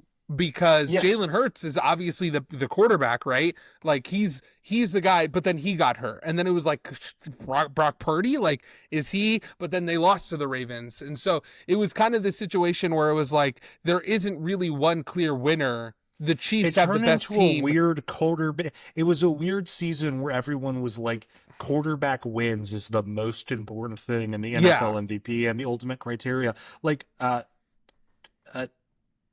Dak Prescott had like nearly 10 more combined touchdowns than Lamar Jackson and a decent chunk more yards than him on the season, with a win-loss record that was like one game less. I think the reason why, right, exactly. It really just came down to that. And then the season but I'm saying, like, the season before that, if he had that season with that competition where Patrick Mahomes won, and it was really just a battle between him and Jalen Hurts, and then Jalen Hurts got injured. Because that was the first year that the Eagles kind of broke onto the scene with Jalen Hurts. That was the year that the Chiefs and the Eagles played in the Super Bowl. I feel like you're sneakily dissing that Patrick Mahomes MVP season. Let's be careful. That was I am. I'm not dissing it in terms of like MV. Like, I'm saying that we can say that there is a difference between his first and his second MVP season. Yes, but like, he was good. He was great, in fact. But it's not, like, it's okay to say that there's context, not in terms of, like, all-time discussions. Like, you can't take away the fact. Is that was his greatest season ever. I don't know. That's what I think the 2018 season gets absolutely like, and I love it. Was a fantastic season. I think people throw that 2018 season out there because he got to 15 touchdowns and we're like, whoa. And Patrick Mahomes has never had as good of a season as he did his first year. That's a complete misinterpretation of Patrick Mahomes, in my opinion. His 2022 season was a top 5 quarterback season in NFL history. Oh, I just don't agree with you. I'm pretty sure that was the season he broke the record for the most amount of yards. Am I correct? He broke the record for the most amount of yards, and it was the first time this century, depending on how you count it, because Kurt Warner did it in the 99-2000 season to win the Super Bowl and the MVP in the same season. Tom Brady never did that. Patrick Mahomes never did that. Aaron Rodgers never did that. Matt Ryan was about to until he blew it. Matt Ryan was the closest one. But my point is that when you look at, I feel like, and maybe this is just, I don't have a lot of stats necessarily to back this up, but when I just can remember watching that year and not feeling as if there was a quarterback that was having this exceptional season in terms of how their play elevated their team related to wins. If you remember that season, in my opinion, he went 14-3, had 5,200 yards and 40 touchdowns. He did, but that was the year that would have kind of defined because wasn't that the year that Tyreek Hill left? Yeah, it was the year right after Tyreek Hill left. But and I feel like some people almost, we've had this conversation before, but like, oh, the deep ball, it's not as fun to watch anymore. Like, guess what? He plays within a system, I said that completely the wrong way. I was like, you're proving my point. Patrick Mahomes creates the system with which everyone operates. And it doesn't matter if you don't have a Tyreek Hill who you can just throw down the field. Like, I feel like people talk about it like, oh, the deep ball, Mahomes, he's lost his ability. It's more so that, no, in a good portion of his rookie season, he highly benefited from having Tyreek Hill there. Then Tyreek Hill left, and he had 40 touchdowns and over 5,000 passing yards. Sorry. Did he have over 5,000 passing yards? I think it was when you combined the rushing and the passing. I don't think he broke 5,000 with just passing. I could be wrong, but I feel like I remember having this conversation with someone because he broke like the overall passing total, but he didn't break, the overall yards total, but he didn't break Peyton Manning's record. That's really besides the point. I guess when I look at that season, I felt like that was a season that was defined by their defense, and kind of the coming out of that Kansas City defense. And so that's why I'm saying that, right? Just to be clear, this does not take away from Patrick Mahomes' legacy. Bringing it back, what I'm saying is that Dak Prescott, not last year, but the year before, had a season where in a lot of years, that was an MVP caliber season. And Lamar Jackson ended up winning because A, he had the best team. They won the AFC. And B, because the first time Lamar Jackson won MVP, it was kind of this situation where it was like, look how successful this guy can be, while like we've never seen someone who can be this competent passing the ball while also rushing at such an outrageous clip. Where that second time it was like, not only is he rushing at an outrageous clip, but he's also passing beyond just competency. He's passing at an above average rate, and it's also leading to wins. Like, there was historical precedence that was being broken that elevated him to win that MVP on top of, that conversation that you talked about before related to quarterback wins, where basically what I'm saying is, I'm trying to defend Dak Prescott here, by the way, that Dak Prescott, overall, he had an incredible season, and a lot of years he would have won MVP with that type of season. All right, we're back. Adam and I just had a huge fight, even continued about that Patrick Mahomes season. We're ending the podcast. It's over right here. But no, I just take it can't work away. with this guy anymore. No, the Minnesota Vikings. So last year they had an incredible season, right? They broke everyone's expectations. I think they were probably the biggest surprise coming out of the NFL last year. Because of that, Kevin O'Connell, who won the Coach of the Year, which I think was totally deserving. Looking at it, Sam Darnold had a breakout year. He had a 62% completion rate, 4,300 passing yards, He's no 35 Shedeur touchdowns. Sanders. True, he's no Shedeur Sanders, but but he had a great year. Their defense also under Brian Flores was incredible, right? Marked by the cover zero attack, was one of the best against the runs because they were able to stack the box so effectively, and they were incredibly aggressive at generating pressure, kind of from a team perspective. Obviously, they had guys like Gernard and Van Ginkel who were able to create pressure individually, but as a team, they really worked together and kind of created this culture to attack the quarterback. And that also showed schematically. They were one of the highest teams, if not the highest teams last year when it comes to their blitz rate. And they were also had the second fastest pressure time in the NFL. So they had a great season. You know, a lot of people are going to remember that season based on that wild card loss to the Rams. For me, everything past, winning 11 games and making it to the playoffs shatters expectations. And so you can't just look at that one game and say that they are that it was a failure of a year. It was a great season. No, for it's almost unfortunate because, to be clear, that game was pretty atrocious. Like it was imploded. terrible. But you're right, it was so bad that it's going to unfortunately, in many people's minds, erase how much of a franchise success that was. Exactly. Looking at their needs based on last year, the two that kind of jump out at you, quarterback, because Sam Darnold left, which they already have a fill-in for that with JJ McCarthy, who they took in the first round in the 2024 NFL draft. And then the offensive line, who really showed their weaknesses in that Rams game where they gave up 9 sacks. The last time I saw that stat line was when the Bengals beat the Titans in the divisional round. I think they gave up 8 sacks in that game, but I digress. So yeah, looking at the offensive line, really specifically the interior offensive line, and then also the run game. So obviously Kevin O'Connell is this great offensive coach, but last year they ranked 19th in terms of their rushing offense and was just 4.1 yards, had just 4.1 yards per carry, which was 26th in the NFL. And believe it or not, that's actually the best rushing game that a Kevin O'Connell-led offense has had, at least with the Vikings.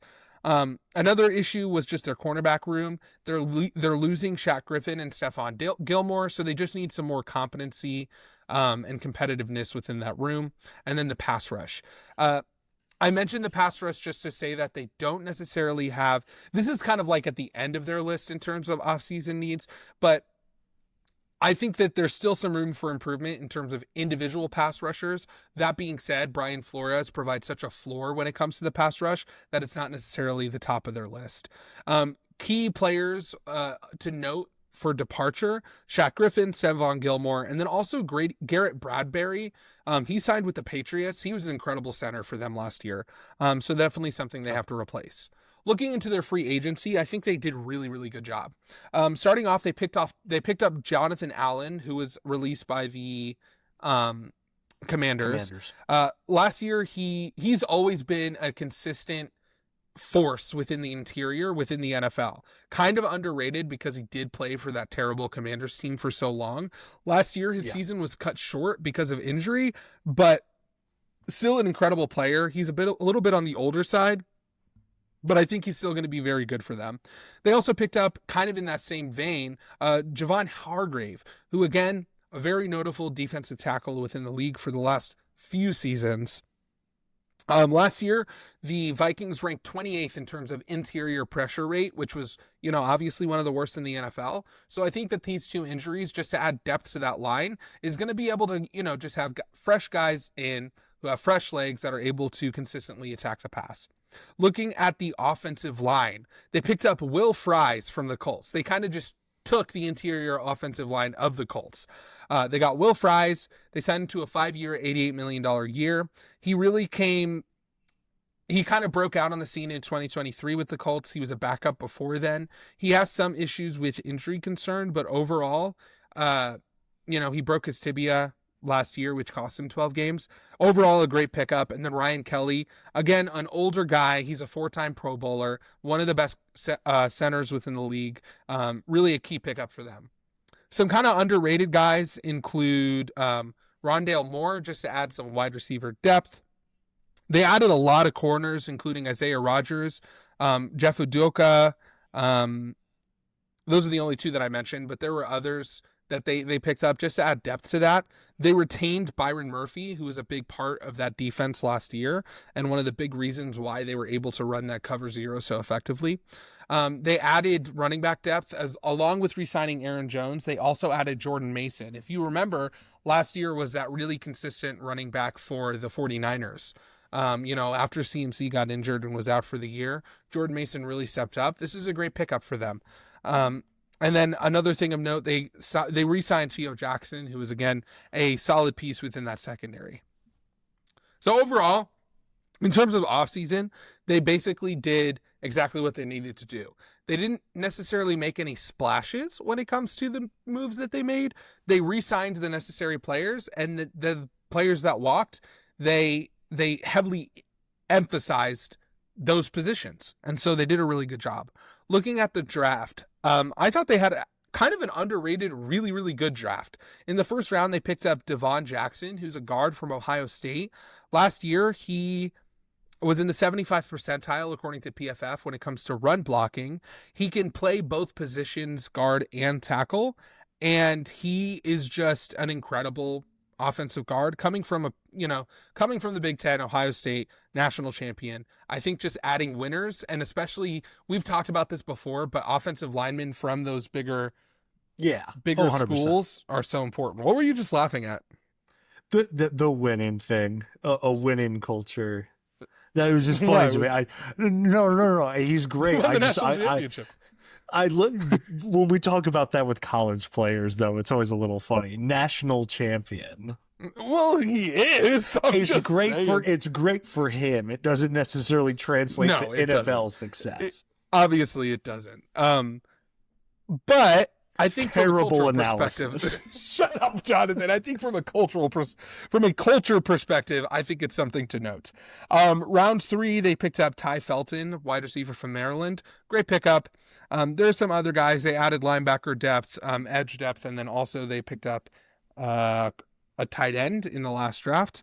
Overall, so this is kind of interesting because this offseason, I gave their offseason a B+ with a bit of a caveat, because I think that they did a really, really good job in terms of setting up JJ McCarthy for success. But the season as a whole is going to be determined by that success. Yes, which are 2 different things. I get what you mean. So you would grade the offseason highly, but we're going to look back on it entirely based on how JJ McCarthy performed. Yes, where it's not fair, but you can say there were direct moves that indicated a shift to JJ McCarthy this offseason, right? They let Sam Darnold go. So there's that. Well, that is a big one. Yeah, so they did make a move in order to push them in that direction, but still, the season is going to be determined by JJ McCarthy, but the offseason independently, with all the information that they had, I think that they made the right choices. I do want to talk about JJ McCarthy a little bit, though. Okay. The more research I did on him, national champion JJ McCarthy. Yeah, he came from he was arguably one of the winningest quarterbacks in college football history. I'm just saying. But when we talk about JJ McCarthy, I think a lot of people take away, kind of look at him as just he's almost the afterthought when it came to that Michigan offense, right? It was an offense that was dictated by the run when you talk about Harbaugh. And JJ McCarthy was just kind of the system guy that was good enough to get them to the national championship with that defense and with that run game. And I think that JJ McCarthy is going to shock a lot of people. And I would say this is 50%. What I'm saying is 50% because of how much I believe in JJ McCarthy and 50% because of how much I believe in Kevin O'Connell.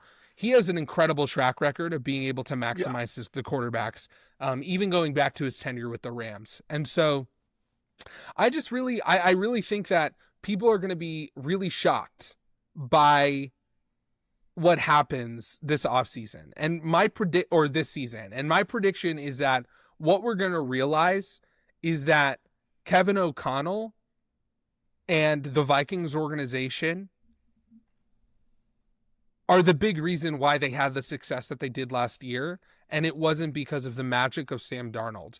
And that doesn't mean that I'm predicting Sam Darnold to have a terrible season. I think we're going to get more of what we're used to from Sam Darnold next season.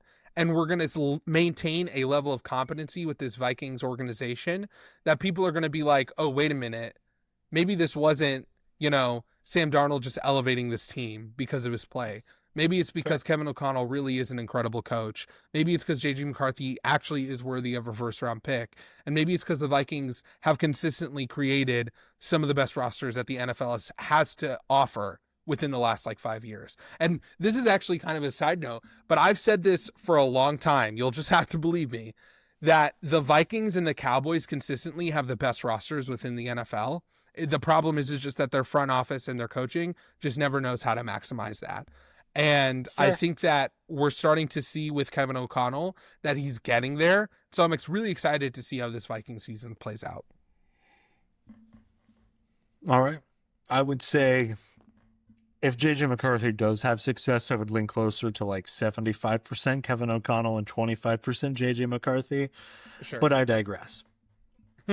The Washington Commanders, they went 12-5 last season, and they lost in the NFC Championship game to the Eagles, who would go on to win the Super Bowl. It's the Jane Daniels season. Unless this podcast is your introduction to football, which cool, but also what are you doing here? You know who Jane Daniels is and what he did. Very minimal to improve upon outside of taking less hits. That's about it. That's the one note that I've got for Jane Daniels if he's listening. So in terms of coaching changes, the only notable thing is how unnotable it was. They literally retained every single member of the coaching staff. Oh. Every single one. I'm not talking about head coach and the two coordinators. Yeah, if it ain't broke, don't fix it. That's a couple draft though. Highlights. Yes, literally no changes. Josh Connerly, offensive tackle out of Oregon.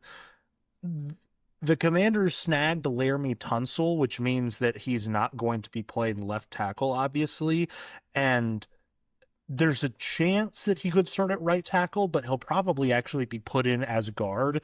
But either way, it's a guy who can come in and be a starter on that offensive line somewhere, either the guards or right tackle immediately. So that's a positive there. And then we got to talk about Trey Amos, the quarterback out of Ole Miss. They needed secondary depth, particularly because Marshawn Lattimore is really the only corner who they were happy with playing on the outside. It's not that they don't have other options on the roster, but they would prefer Jonathan Jones to stay on the inside rather than the outside, which means that Amos will have opportunities relatively early on and throughout the course of the season to have meaningful snaps in the secondary. So, and then obviously beyond that, just a couple highlights, but I thought it was a quality draft by the Commanders. Then we get into their free agency. They spent nearly $70 million of their over $90 million in cap space. They had a lot of big swings. The three biggest ones, Laramie Tunsil, left tackle, Deebo Samuel, and then Javon Kinlaw, which sneakily one of my favorite names in the NFL. It doesn't pop out at you at first, but Javon Kinlaw. I can't imagine someone with that name doing anything but other than being a football player. Yeah.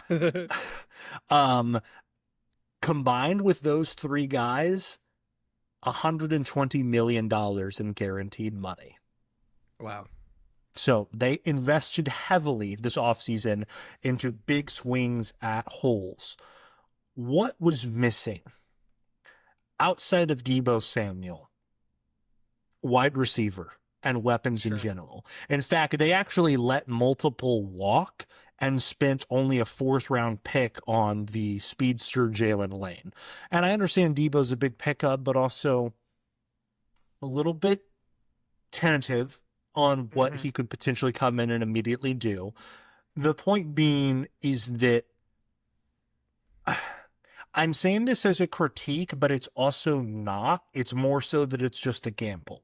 Washington's front office is pushing a good chunk of their chips in, and they are betting on the fact that Jaden Daniels is a force multiplier, and they can spend their money almost entirely elsewhere outside of the weaponry. It's a bold move, but it's also, if you have the quarterback who can back it up, one of the best things that you can possibly do in the NFL conducive for success. If it pays off, we are talking about Washington hoisting a Lombardi in the next 4 years, and I'm being dead serious. Yeah. So are you like just forgetting about Christian McCaffrey or not Christian McCaffrey, Luke McCaffrey? When I said that, I was like, wait a minute. I saw you threw me for a second. I was like, what? When did that happen? Yeah, you had me questioning my NFL fandom. I was like, what? Yes, I am in fact questioning Luke McCaffrey. Thank you very much. Yeah, so it's on the one level you're like Scary Terry and Deebo Samuel, and Luke McCaffrey. And Luke McCaffrey. Don't forget about Luke McCaffrey. He's underrated. He was good for them last year. I don't care what anyone says. I'm not saying he was. I don't know why I'm staking my claim in this. You are buying property on Luke McCaffrey Island. I am the number one stockholder of Luke McCaffrey stock. Anyways, the weaponry, you look at the name like Terry McLaurin and Deebo Samuel are like, well, that's weapons, but it's not necessarily something where you look at that and go, wow, they really just put all of their chips on providing weapons around Jaden Daniels, which, if Jaden Daniels is the guy who we think he is the smart financial move because he can elevate those guys. Right. Obviously the bottom-ended guys, but also the top-ended guys, which means that you get to spend your money on protecting him on the offensive front and attempting to somewhat improve that pretty lackluster defense from the previous season. So overall, I give it an A-. Yeah. And really the only difference is you could have had slightly more improvement there, but I almost feel bad about giving it an A- because it was an intentional choice by Washington. Sure. So I'm just almost hedging my bet. Yeah, I was just about to say, I think it's okay to take into account like the risk related to a move. And then in terms of, I just got 2 words for you. Zach Ertz. A+. At some point. At a certain point, Zach Ertz is like, I don't know. Everyone talks about Travis Kelce beating Father Time. Zach Ertz is up there. At a certain point, you have to maybe, assume that. But maybe I'm wrong. Maybe Zach Ertz is going to lead the league or lead tight ends in touchdowns. He's going to be tight end 1 in fantasy football. You've got a quarterback like Jaden Daniels. I don't know. I can't rule anything could happen. Okay, moving on to the Detroit Lions. So kind of a little bit of a season recap. They were really good until they lost to the Commanders. It's really all I have to say about them. No, 14-3, right? Had an incredible offense. incredible offense, probably the best offense in the league when you look at the cumulative stats. They won the NFC, and then they lost to the Commanders. Some of that you could say was due to decision making. I tend to lean more towards the side of it where it's like that was kind of Jaden Daniels kind of coming out in terms of his playoff ability, right? And less I about lean to the side of it that says Jared Goff has small hands. Yeah, maybe. I didn't process what you said. I responded with a serious response. Oh my gosh. The Jared Goff discussion can be saved for later. Yeah. Yeah, I'm not going to talk about Jared Goff. But yeah, they had a great season. They lost in the divisional round. They went 14-3. Overall, it was a good season for them. Looking at positions of need, I think one of the bigger ones is edge rusher. Obviously, they're going to have Hutchinson back after just a crushing injury where he broke his leg. But they'll have him back, and I think that he's going to be just fine. Top defensive end / edge rusher within the league. But they're just missing some depth in that position. They also have Marcus Davenport. He was re-signed, but he's struggled with injuries. He's a great player when he's not injured, but he gets injured a lot. Last year, the Lions were among the leaders in QB hurries, but they only had 37 sacks. And so they weren't able to finish it when it counted. And so they just need depth at that position. And that's kind of what we're looking at with most of these positional needs, like wide receiver, defensive tackle, safety depth. The other thing that I'll mention that's kind of gone under the radar a little bit, their interior offensive line. They lost two big pieces. They lost Kevin Zeitler, right guard, kind of an underrated piece within that offensive line. But then the biggest one is Frank Ragnow retired. He was one of the best, if not the best centers within the league. Congratulations to him on his amazing career. But that's really tough whenever you're looking at the Lions. So looking at their offseason moves, they signed DJ Reed, cornerback, to a 3-year, $48 million contract. He's replacing Carlton Davis. He was a great player last year. I wouldn't say it's necessarily an upgrade from Carlton Davis, but at least it maintains that same level of competency. And you expect some sort of progress with some of their other players, Armstead and maybe not Kirby Joseph, but you at least expect that same level of competency. Yeah. Like I said, they retained Davenport, and then they also signed or re-signed Derek Barnes. I didn't really highlight a lot of the players, but I think Derek Barnes extension didn't really do it for you. No, it didn't really come across and really a shout out to me. But that wasn't coming. If you're in say like the Green Bay's front office and the news comes across your desk, they re-signed Derek Barnes. The bastards got away with it again.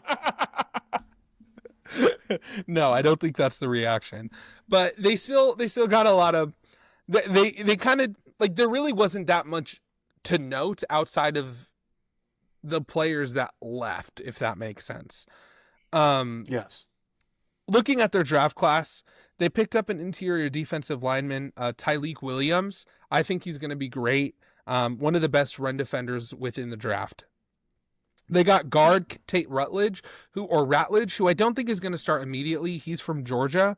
I'm trying to remember his name, but what's most likely is going to happen, they picked up last year in the draft a guard that's most likely going to start. And then they also have Christian Mahogany is who I'm talking about. He was a rookie last year. What a name. And I know, right? Christian Mahogany. He came in last year at the end of the season because of injuries and played really, really well. And then they also have Graham Glasgow, who is okay. He's kind of been like their consistent backup guard at times. So he's going to probably come and play center. So, they still have their tackles, right?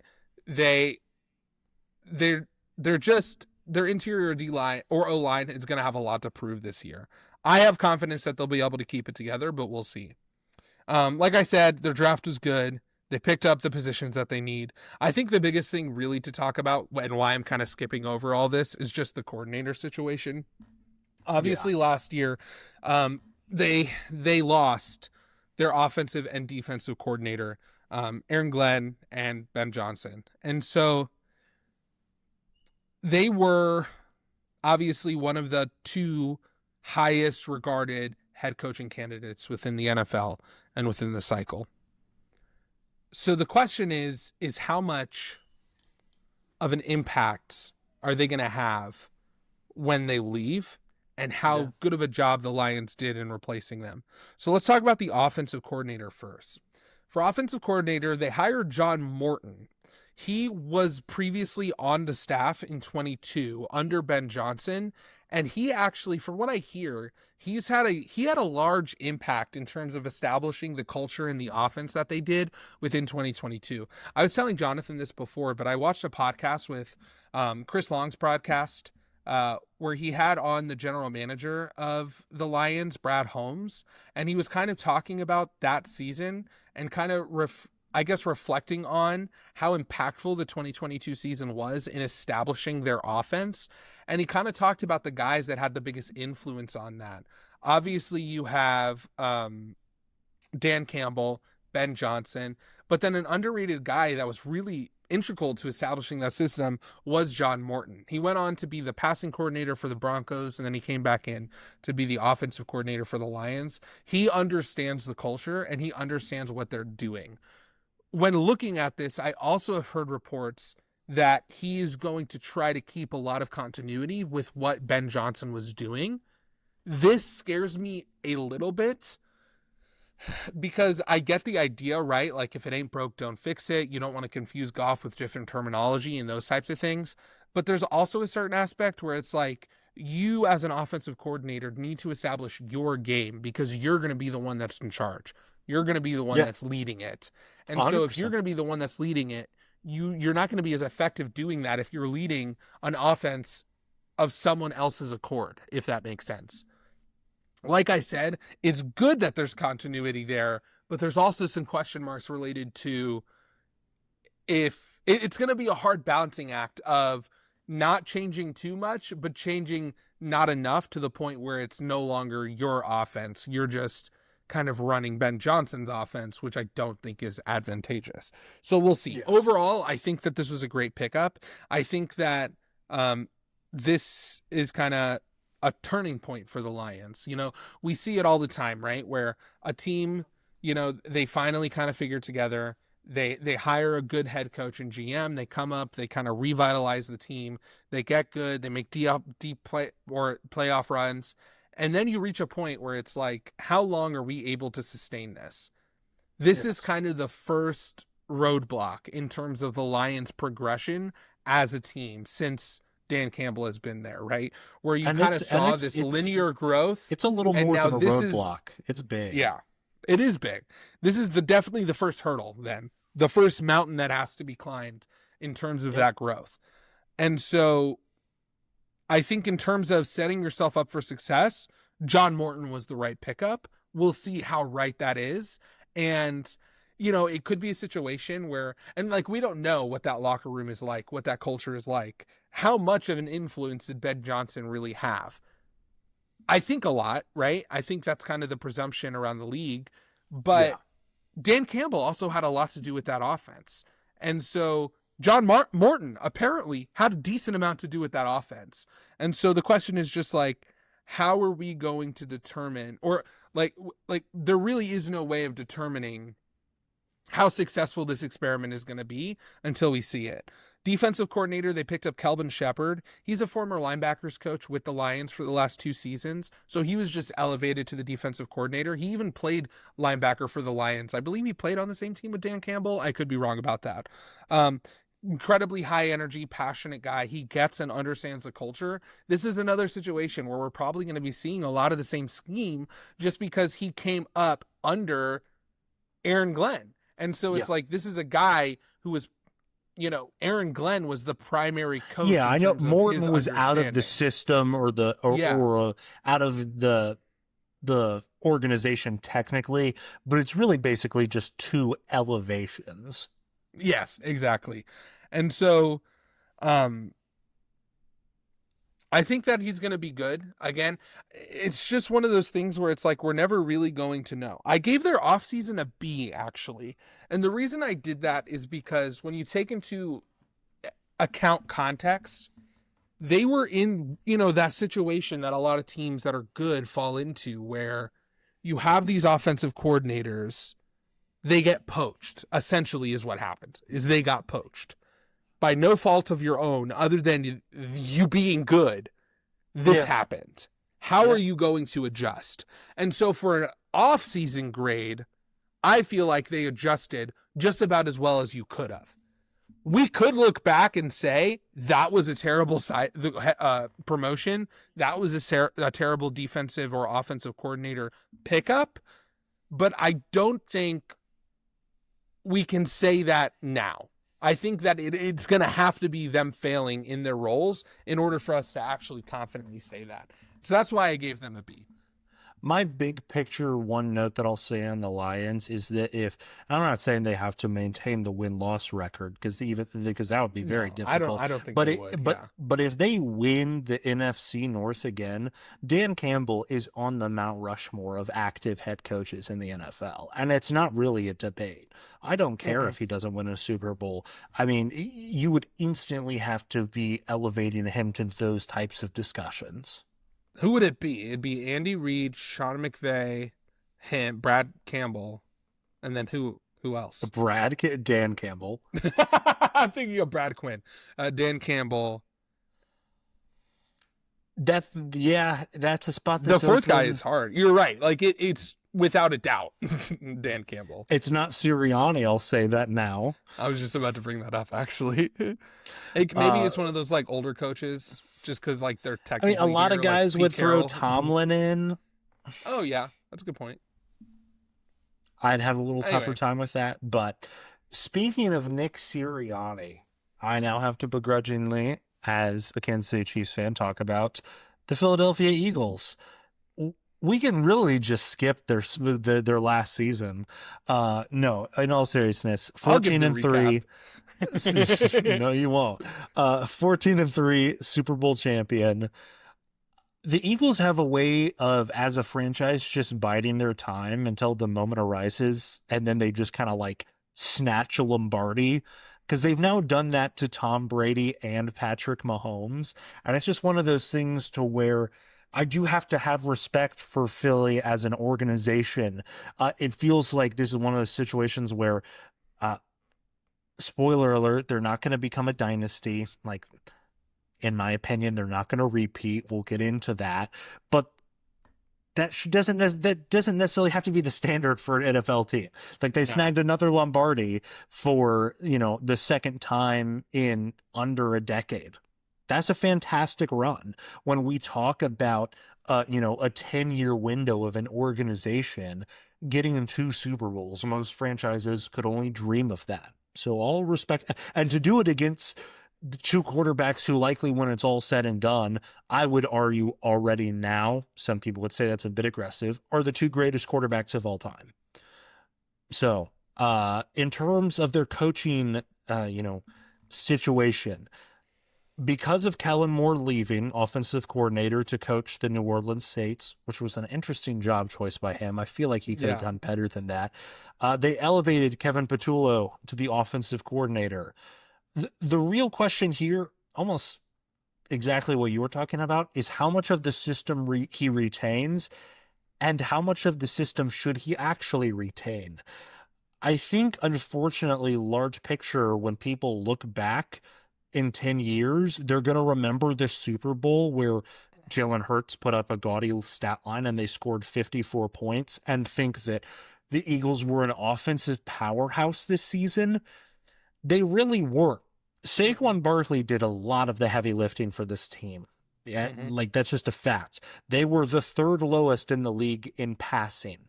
That is an anomaly in today's NFL for a team to be the third worst in the league in passing and win a Super Bowl.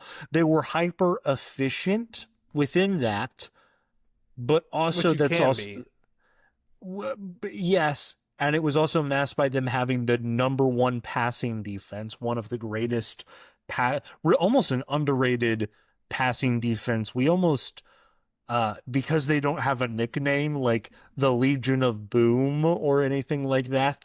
I feel like they're gonna be lost to time. This was an all-time secondary. A couple of draft highlights.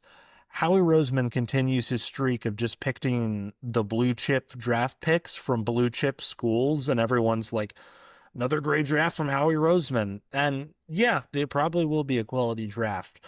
I'm not even going to go into analysis. I'm just going to give the names because they're comical, because it's what Howie Roseman does. Jahad Campbell, linebacker from Alabama. Andrew Makuba, safety from Texas. Smell Mondon, linebacker, Georgia. Are you sensing a pattern here with these blue chip college programs? They didn't take an offensive player until center Drew Kendall out of Boston College in the 5th round. Which, hey, if they don't need the offensive talent, which clearly they don't believe that they do, and I would mostly agree with that, why not go all in on attempting to restock the defensive side of the ball, which is exactly what we're going to get into, because it needed to be restocked, and even with that draft, probably wasn't restocked enough.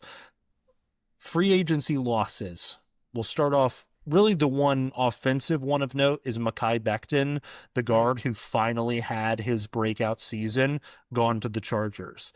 Let's go through the defensive talent that they lost. And to be clear, a couple of these were trades, a couple of these were lost in free agencies, but the trades were because they knew that they weren't going to be afforded to give these guys an extension. So let's, their losses nonetheless. Milton Williams to the Patriots, Josh Sweat to the Cardinals, Bryce Huff to the 49ers, C.J. Gardner-Johnson to the Texans, and Isaiah Rodgers to the Vikings. There were more. There's a bit of a drop-off in terms of name recognition after that. This team hemorrhaged defensive talent. They had some quality extensions, but they could only do so much. And guess what? This is the model. It sounds like a critique, and I am going to critique this offseason. Spoiler alert, I'm giving it a C+. There's no other way around it with how much talent they lost, and your offensive coordinator leaving, and now you're all of a sudden in this weird, like, how much power does Nick Sirianni have? Is it a good thing for Nick Sirianni to have that much power? To be clear, long-term, that's not a critique of the Eagles, because they did what a franchise in their position should do. We do not have I don't want to spark too much of a debate, certainly not a top 3 quarterback in the league, almost definitively, by most people being honest, not a top 5, probably somewhere in that 6 to 8 range. Yeah. Is that controversial? To some Eagles fans, maybe my of course it is to them, but like, come on. Yeah, fair. Some people and analysts highly weight a Super Bowl win, completely removing all the context from it, but I digress. When you have a quarterback who's at that level of talent, then your goal is to push. That's why I said you bide your time, you build your roster up, you push all your chips in, and you hope that the bet pays off. And for the Eagles, more times than not, the bet does pay off, and then you take a regress. Spoiler alert, this isn't a predictions video. I don't think the Eagles are winning this division next year. One, I have the benefit of history on my side saying that hasn't happened in the NFC East for like this century. So I have history on my side there. And I also have the simple fact of a defense that was probably the best in the NFL, even though the Los Angeles Chargers, with their soft, pathetic schedule, technically had the first overall defense in terms of points per game. I love how political you were about it last episode. The this time you just came out and said, like, they were total frauds. Like, their defense wasn't even that good, actually. Listen, I take these things seriously. I want to provide the best, most unbiased analysis when I'm specifically talking about a team's offseason. As soon as we're outside of that, I will trash on them. Guess what? The Chargers had a soft schedule, and they are a weak team. The Eagles were the best defense in the NFL. The Eagles were objectively the best defense in the NFL. No one, it's not even a debate. So throw your casual numbers to the side of points per game. And so when you look at a defense, it's almost certainly not going to be towards that level. And then with an offensive coordinator change and a lot of questions as to what is that offensive system going to look like now, and can Saquon, and the other big thing that I've gone the entire time without talking about Saquon Barkley, one of the all-time legendary NFL running back seasons, that doesn't just get replicated. I'm not talking about like, oh, there's going to be a drop-off, but you don't replicate a season like that back-to-back. If you you're one of the 10 greatest running backs of all time. I think that you have to consider, and like this is, and we've talked about this idea of like growth not being linear and that kind of thing, but another aspect of this that you have to understand is that a lot has to go right for a season like that to happen.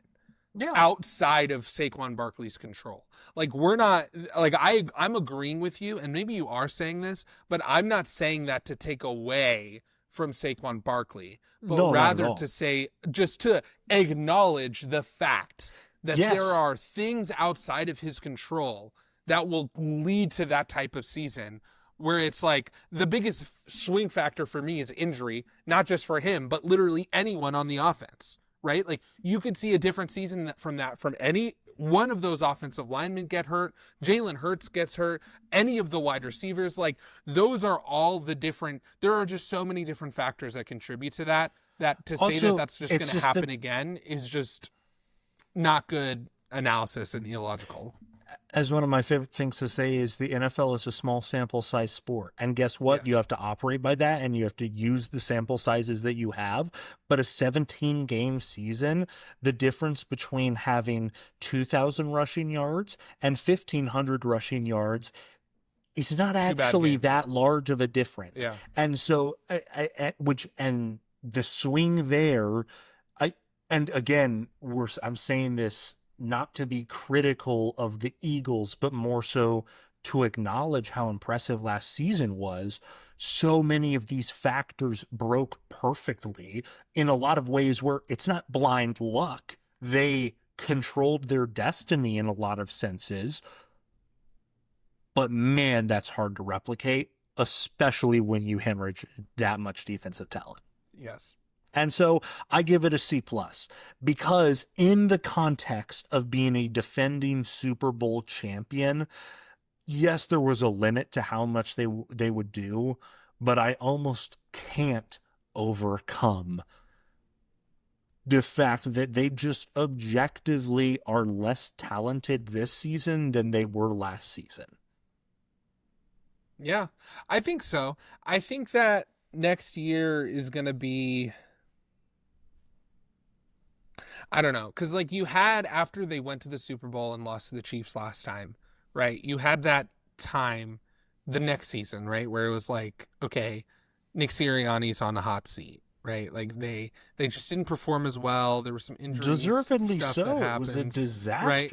It was a bad, and they lost to the Bucs. They gave up, and people forget. Go back and what I almost don't want you to you or specifically or anyone out there, because it's just not fun to watch. No. Go watch like the first half or the second half. Even the second half would be even worse, of that Eagles-Bucs wild card game. It was bad. The Eagles just gave up. Like they did. It was the first time, and Joe Buck and Troy Aikman in the call, or on the call in the booth, were legitimately getting angry at the Eagles. They were. Because they were like, I remember that. We're watching this team give up. This is your season, and you're just laying down like this? To the Buck and, like, Baker, that was a really good watch for me as a Baker Mayfield truther. But That was a generational hate watch for me. I bet it was.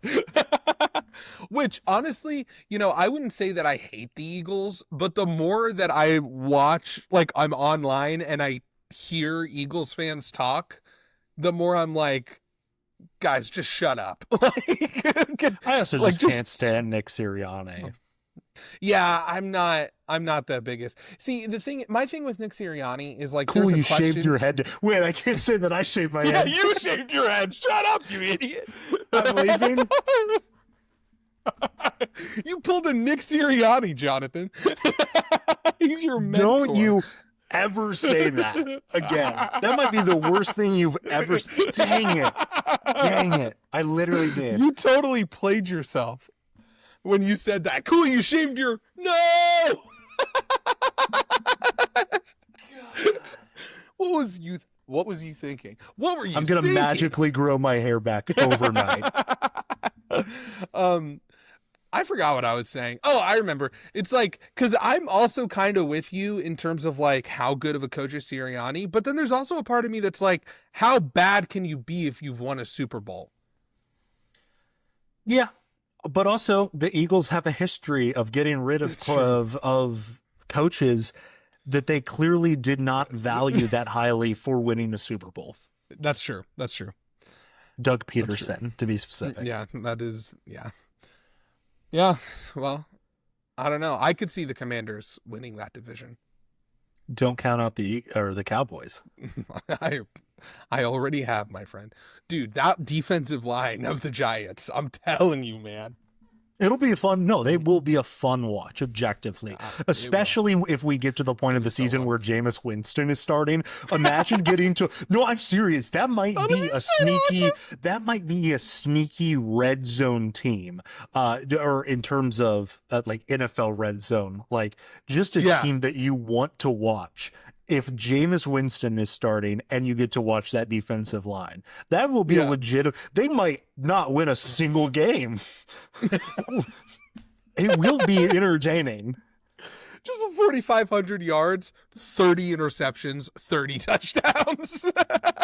He's the GOAT. He's literally the great. No one's ever put up stat lines like Jameis Winston. And that's where we're going to end the show, folks. Go look at Jameis Winston highlights right now. You will be entertained. He's the GOAT. Subscribe, like all of that. I don't care. Leave this page right now. Don't do any of that and go to your nearest Jameis Winston highlight video and watch it. And then come back, subscribe, like the video, comment. No, don't watch more Jameis Winston highlights after that. We got to change our name, just the Jameis Winston fan club.